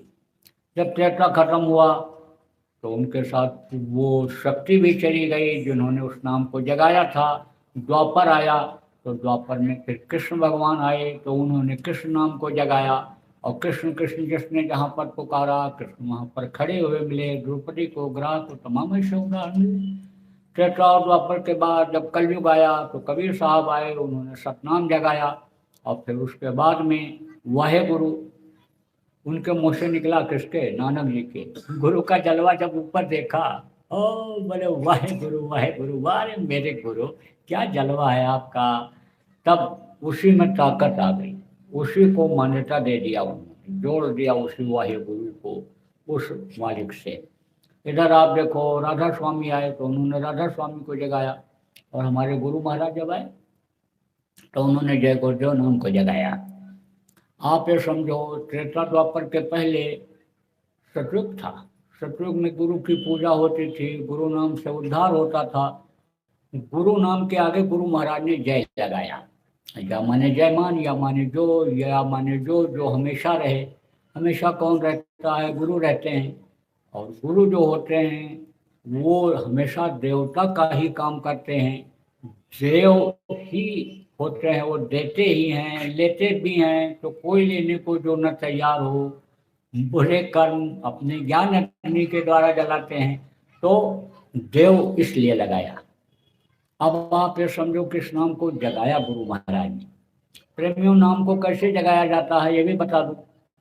आप लोगों को नहीं मालूम है कि आप कहाँ से जुड़े हुए हो, उस परमात्मा से बहुत पतले तार के द्वारा जुड़े हुए हो, और वहीं से आप अनेक तार के द्वारा ही सब काम कर रहे हो, चल फिर रहे हो। वही तार टूट जाता है तो ये धड़ाम से शरीर गिर जाता है। जैसे धागा टूट जाता है पतंग का, तो पतंग तुरंत फिर गिर जाता है, नीचे आ जाता है, ऐसे धरती पर ये शरीर गिर जाता है, तुरंत गिर जाता है तार के टूटने से ही। तो जब महापुरुष इस धरती पर आते हैं तो नाम को तार के द्वारा उस परमात्मा से जोड़ देते हैं, तो उसमें पूरी शक्ति आ जाती है। तो गुरु महाराज ने जब जगाया तो कहा भगवान की शक्ति है, परमात्मा की शक्ति है इस जय गुरुदेव नाम में, और तुम लोग आजमाइश करके देख लो। खूब आजमाइश किया लोगों ने, मुसीबत में तकलीफ में जय गुरुदेव नाम को आप भी करके देख सकते हो। आप प्रचार कर दो इस बात का कि कोई भी शाकाहारी नशा मुक्त व्यक्ति मुसीबत के समय जय गुरुदेव नाम बोल करके अपने जान माल की रक्षा कर सकता है। बहुत तरह से परीक्षा लिया लोगों ने, मरते समय बोले, मरते समय आदमी ने कहा कहा कि जो मार रहे थे, काट रहे थे, झुलस रहे थे, हड्डी हड्डी मेरी चटक रही थी, अब कुछ नहीं, वो सब हट गए, दर्द खत्म हो गया और आराम से अब इस दुनिया संसार से जा रहा हूँ। जय गुरुदेव नाम बोलने से ही बहुत बचत हुई। डूब रहा था, तिनके का भी सहारा नहीं था, जय गुरुदेव बोला, तेज हिलोर आई और ले जा करके किनारे लगा दिया, जान बच गई। तो अब ज्यादा बोलूंगा तो कहोगे ये प्रचार करने आए हैं। हम प्रचार करने नहीं आए हैं, प्रचार तो आप करोगे जय गुरुदेव नाम का। जब आप आजमाइश कर लोगे और आपको जब फायदा दिखेगा तब आप खुद प्रचार करोगे। क्योंकि ये आदत होती है आदमी की, सस्ता सामान खरीद लाता है, सबको बताता है लो लो लो, इलाज से ठीक हो गया तो कहता फला डॉक्टर के पास चले जाओ, बताते ही। परोपकार भी कहा जाता है इस चीज को, तो परोपकारी स्वभाव होता है आदमी का, परोपकार करना भी चाहिए। तो आप खुद बताओगे, लोग खुद बताओगे कि जय गुरुदेव नाम बोल करके देखो, देखो समझ लो हमारी बात को, आजमाइश करके देख लेना। जिनके घर में तकलीफ रहती हो, परेशानी रहती हो किसी भी तरह की, आप सुबह शाम 1 घंटा पूरा परिवार इकट्ठा हो करके और जय गुरुदेव नाम की ध्वनि बोलना शुरू कर। सुबह उठो थोड़ी देर बोल लो, सोने से पहले थोड़ी देर बोल लो, आप देखो कितना फायदा होता है। यही करके देख लो, आप हर तरह का अच्छा अनुभव करोगे। बोलना कैसे है ये भी बता दूं। जय गुरुदेव जय गुरुदेव, जय गुरुदेव जय जय गुरुदेव।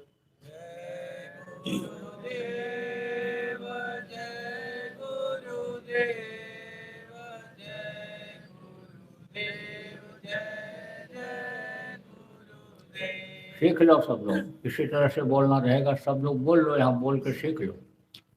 जय गुरुदेव जय गुरुदेव, जय गुरुदेव जय जय गुरुदेव। जय गुरुदेव जय गुरुदेव, जय गुरुदेव जय जय गुरुदेव। इसी तरह से नाम ध्वनि बराबर बोलना है, बुलवानी।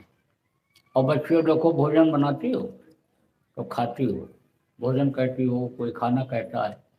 अब जब भोजन बनाओ तो जय गुरुदेव नाम की ध्वनि बोल करके उसको प्रसाद बना लो। अब जब जय गुरुदेव नाम की ध्वनि बोल करके खाओगी तो प्रसाद बन जाएगा, तो आप प्रसाद खाओ जय गुरुदेव नाम की ध्वनि बोल करके। तो यह जय गुरुदेव नाम आप लोग याद कर लो, ये भगवान का, प्रभु का वर्णात्मक नाम है, जीता जागता इस वक्त का। गुरु महाराज तो चले गए, लेकिन अब ये नाम रहेगा, अभी दूसरे नाम की जरूरत नहीं है, क्योंकि कलयुग में ही सतयुग आने की बात मिलती है। लिंग पुराण के 40वें अध्याय में लिखा है, सूरसागर में लिखा है, जगन्नाथ दास सूर्या किताब में लिखा है।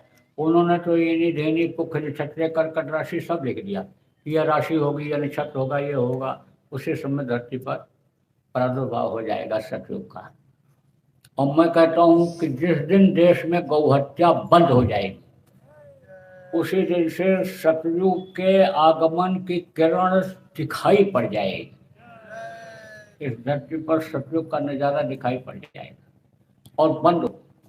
गौ हत्या एक समय ऐसा आएगा कि पूरे देश में बंद हो जाएगी। और गौ हत्या ही नहीं, किसी भी पशु पक्षी की हत्या नहीं होगी। कश्मीर से कन्याकुमारी तक कोई भी मांस, शराब, अंडे, मछली की दुकान ही नहीं होगी। ऐसा समय आएगा, परिस्थिति ऐसी बनेगी। अभी तो समझाया जा रहा है, बताया जा रहा है। अभी तो प्रेमियों आपको श्रेय दिलाया जा रहा है, श्रेय ले लो। काम किसने किया? राम ने किया। श्रेय किसको दिया? हनुमान को दिया। राम से अधिक राम का दासा। हनुमान गढ़ी पर ज्यादा लड्डू चढ़ता है, राम के जन्मभूमि पर उतना प्रसाद नहीं चढ़ता है। श्रेय दिया उन्होंने। किसने गोवर्धन उठाया? कृष्ण ने। और लकड़ी किसने लगाई? गोपी और ग्वालों ने। आज उनकी भी रासलीला रचाई जा रही। तो जितने भी महापुरुष आए, सब लोगों ने श्रेय किसको दिया? प्रेमियों को दिया। श्रेय आप ले लो। आप देखो, समझा लो, लोगों को मना लो। और नहीं तो व्यवस्था यानी समझो इनको मजबूर कर देगी छोड़ने के लिए, बंद करने के लिए। और व्यवस्था से भी नहीं होगा, सब कुदरत यानी बंद करा देगी। कुदरत के हाथ में तो सारा खेल है, 2 मिनट में बंद करा देती है। उदाहरण के तौर पर बता दूं आपको, कोरोना, बहुत से लोगों ने मांस बंद कर दिया, छोड़ दिया। बहुत से लोगों ने मुर्गियों में और जानवरों में ये जो फ्लू बीमारी चली, यानी समझो मुर्गा के बगैर जिनका काम नहीं चलता था, जब कहो मुर्गा खाओगे, अरे राम राम राम राम बोलो, तोबा तोबा तोबा तोबा बोलो, मुर्गा का नाम लेते ही तोबा राम बोलने लग गए। जो नहीं बोलते थे वो भी बोलने लग गए। तो परिस्थितियां ऐसी आएंगी। तो आप ये समझो कि अभी तो आप हिंसा हत्या न करने का लोगों को प्रचार करो, सलाह दो। आगे चलकर तो देश दुनिया में बहुत बड़ा परिवर्तन होगा। मैं आपको बता के आज जा रहा हूँ। तो अब आप ये समझो कि ये जय गुरुदेव नाम यानी आगे आने वाले समय में भी रहेगा। अभी अब आपको बताऊंगा ध्वन्यात्मक नाम। वो है 5 नाम। जिसका नाम होता है उसका रूप होता है, उसका स्थान होता है, उसकी आवाज़ होती है। जैसे आपका नाम है, आपका रूप ये चेहरा है, और आप कहीं रहते हो, आपका स्थान है, आपके मुंह से आवाज़ निकलती है, वो आपकी आवाज़ है। ऐसे ही इस वक्त के 5 धनी हैं और उनके नाम से उनके मुंह से आवाज़ निकलती रहती है। तो आवाज़ तो एक ही है, शब्द तो एक ही है। जो अनामे धाम से उतरा शब्द वही है, लेकिन जगह जगह उतरते उतरते आवाज़ बदल गई। जैसे ये गंगा कहाँ से निकली? गंगोत्री से। वहाँ से जब धारा गिरती है तब दूसरी आवाज़ सुनाई पड़ती है, और जब हरिद्वार में आ जाती हैं तो आवाज़ बदल जाती है। त्रिवेणी संगम पर जब पहुँचती हैं तब आवाज़ बदल जाती है। समुद्र में मिल जाती हैं तो आवाज़ बदल जाती है, अलग अलग आवाज़ हो जाती है। ऐसे जैसे आप ज़्यादा मुंह के पाइप से पानी को निकालो तो और आवाज़ सुनाई पड़ेगी। उसी पानी को बहुत पतले मुंह से निकालने लगो तो ज़्यादा छी छी छी करके निकलती है। ऐसे ही तो जैसे जैसे ये उतरी, ऐसे ऐसे आवाज़ बदलती गई। इन धनियों के लोगों से जब ये जब नीचे आई आवाज़ तो ये बदलती चली गई। तो उन्हीं की उसी आवाज़ का वो नाम हो गया, और ये वही ध्वन्यात्मक नाम हो गया। तो इनके मुंह से जो निकलता है यानी समझो वो निर्मायक नाम होता है। निर्मायक नाम किसको कहते हैं? जिसके लिए गोस्वामी जी महाराज ने कहा कि राम न सकहि नाम गुण गाई, कहाँ लग करूँ मैं नाम बढ़ाई। जिसके पाने के बाद रविदास जी से मीरा ने कहा कि पायो रे मैंने नाम रतन धन पायो, वस्तु मोलक दी मेरे सदगुरु, कृपा करी अपनायो। तो वो निर्मायक नाम है। माया के लोक में जो नहीं आते हैं, यानी वो निर्मायक होते हैं, उनके मुंह से जो आवाज़ निकलती है वो निर्मायक है। और ये जो महापुरुष माँ के पेट में बन करके बाहर निकलते हैं, नाम को जगाते हैं, वो मायक नाम होता है। तो 5 नाम है, 5 रूप है, 5 स्थान है, 5 की आवाज़ है, वो मैं अभी आपको बताऊंगा, रटाऊंगा, याद कराऊंगा। जितना आप याद कर सको याद कर लो, जो न याद हो पावे उसका लिखा हुआ कागज यही मैदान में अभी सत्संग के बाद आपको मिल जाएगा।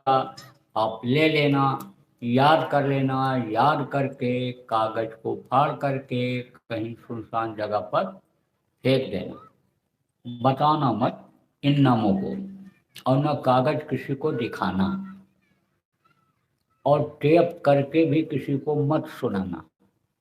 अगर आप टेप करके सुना दोगे, दिखा दोगे कागज को या बता दोगे, तो उसका तो कोई फायदा होने वाला है नहीं।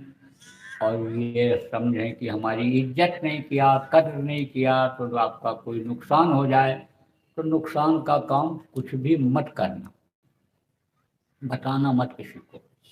दूसरी चीज़ आप समझो, अभी आपको आंख बंद करके ध्यान लगाने का बताऊंगा।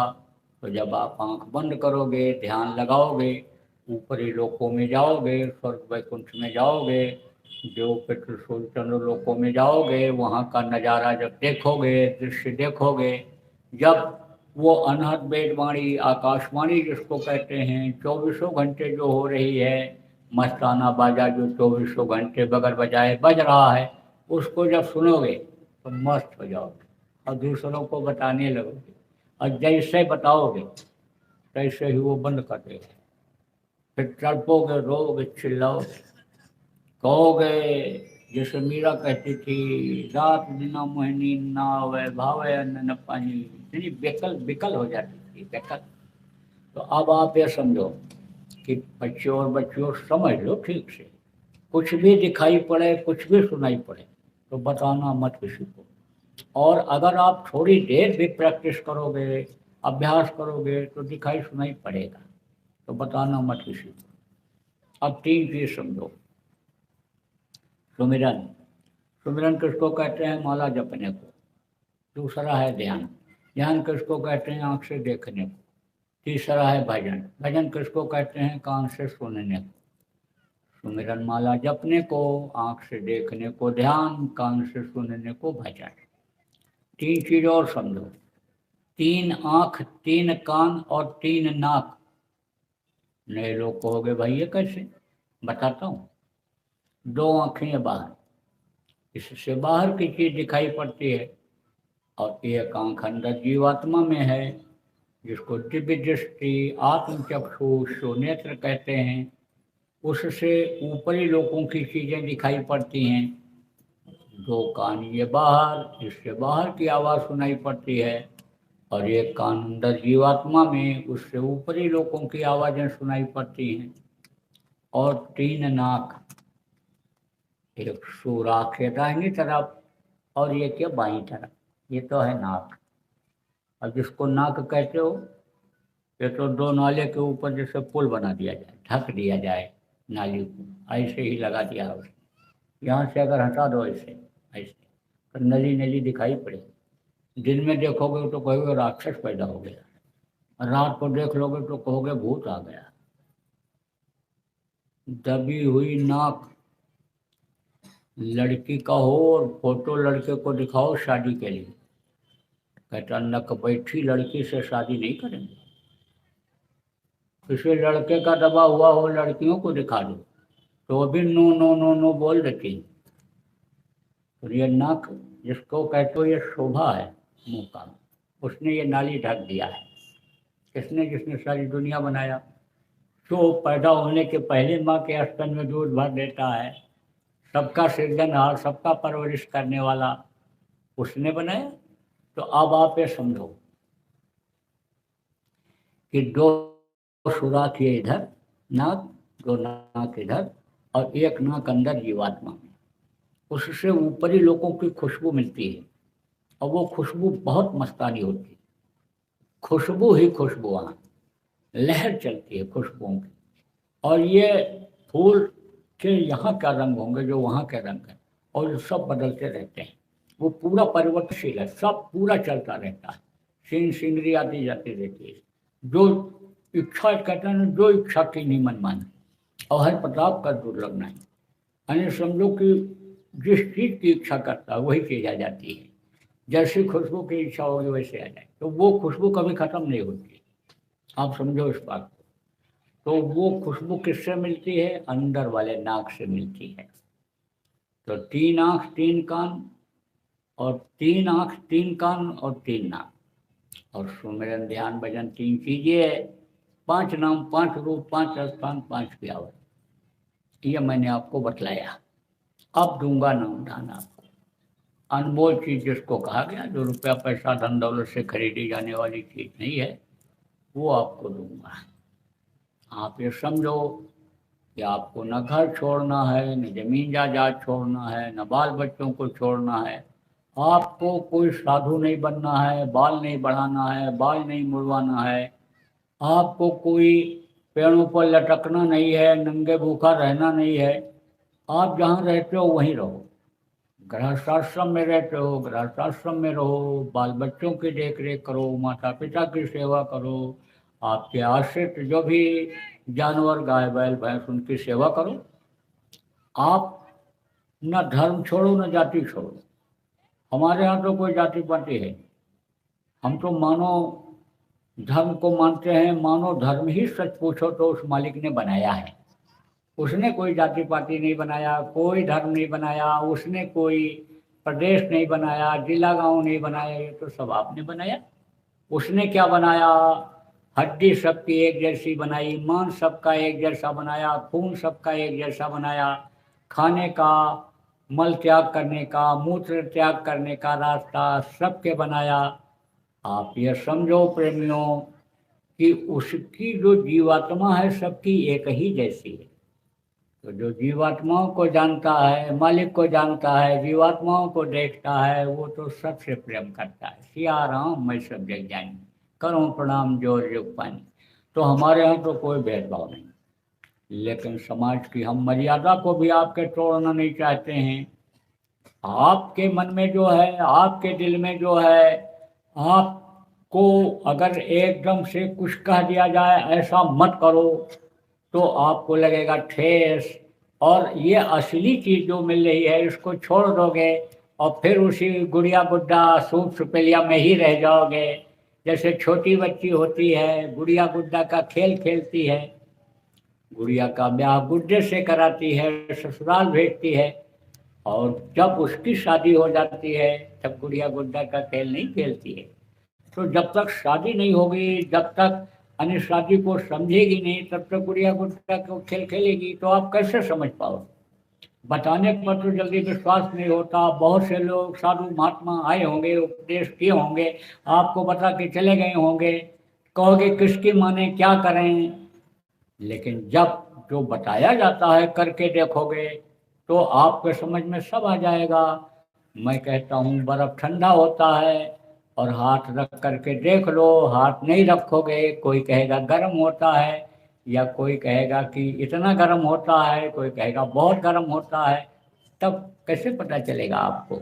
जब रख के देख लो, देख लो कि गुड़ कितना मीठा होता है, खा के देख लो जब सामने रखा है। नहीं खाओगे तो कोई कहेगा आलू जैसा मीठा होता है, चावल जैसा मीठा होता है, कोई और कुछ बताएगा कि ऐसा मीठा होता है। खा के देख लो। तो हम आपके कोई भी भावना को ठेस नहीं पहुंचाना चाहते हैं।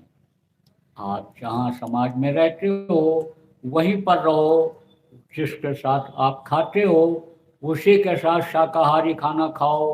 आप अपने लड़का लड़की का शादी ब्याह जहाँ करते हो वहीं पर करो।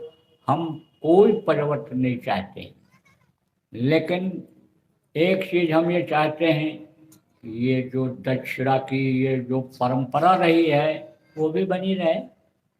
जब नामदान दीक्षा मंत्र दिया जाता है तो दक्षिणा दिया जाता है, तो दक्षिणा भी देने का मौका है आज आपको, उसको भी नहीं खत्म करना चाहता हूँ। दक्षिणा क्या देना रहेगा ये भी बता दूं। आप अपनी बुराइयों को आज यहीं छोड़ जाओ।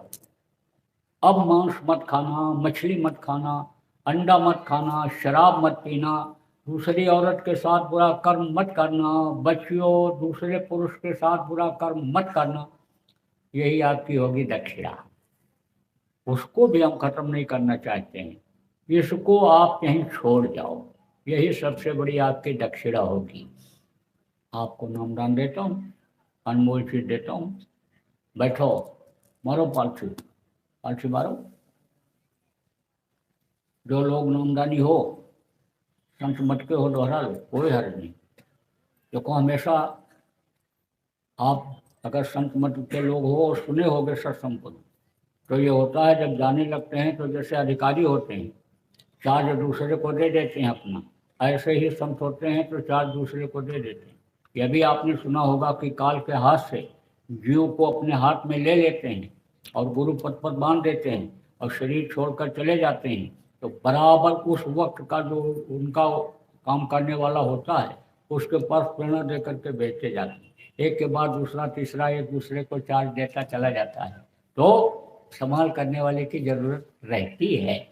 अब अगर कोई ये कहे कि हम धन्वंतरी वैद्य थे, बहुत अच्छे थे और नब्ज पकड़ते ही रोग को पकड़ लेते थे, एक ही जड़ी से सबको ठीक कर देते थे, रसायन का काम करती थी, हम उनसे इलाज करा करके और मर्ज को अपने ठीक कर लें, कैसे कर सकते हैं?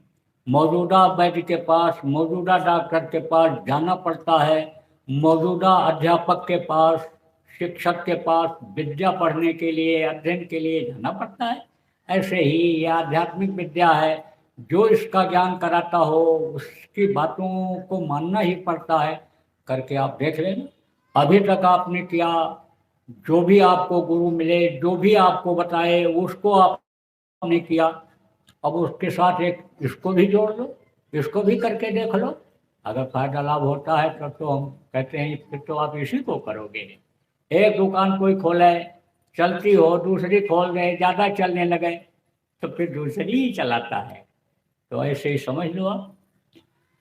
बैठो, मारो पालथी, पालथी मारो, जो जो नाम बोलूँगा आप बोलना, और जब मैं बोलना बंद कर दूंगा तो आप भी बोलना बंद कर देना।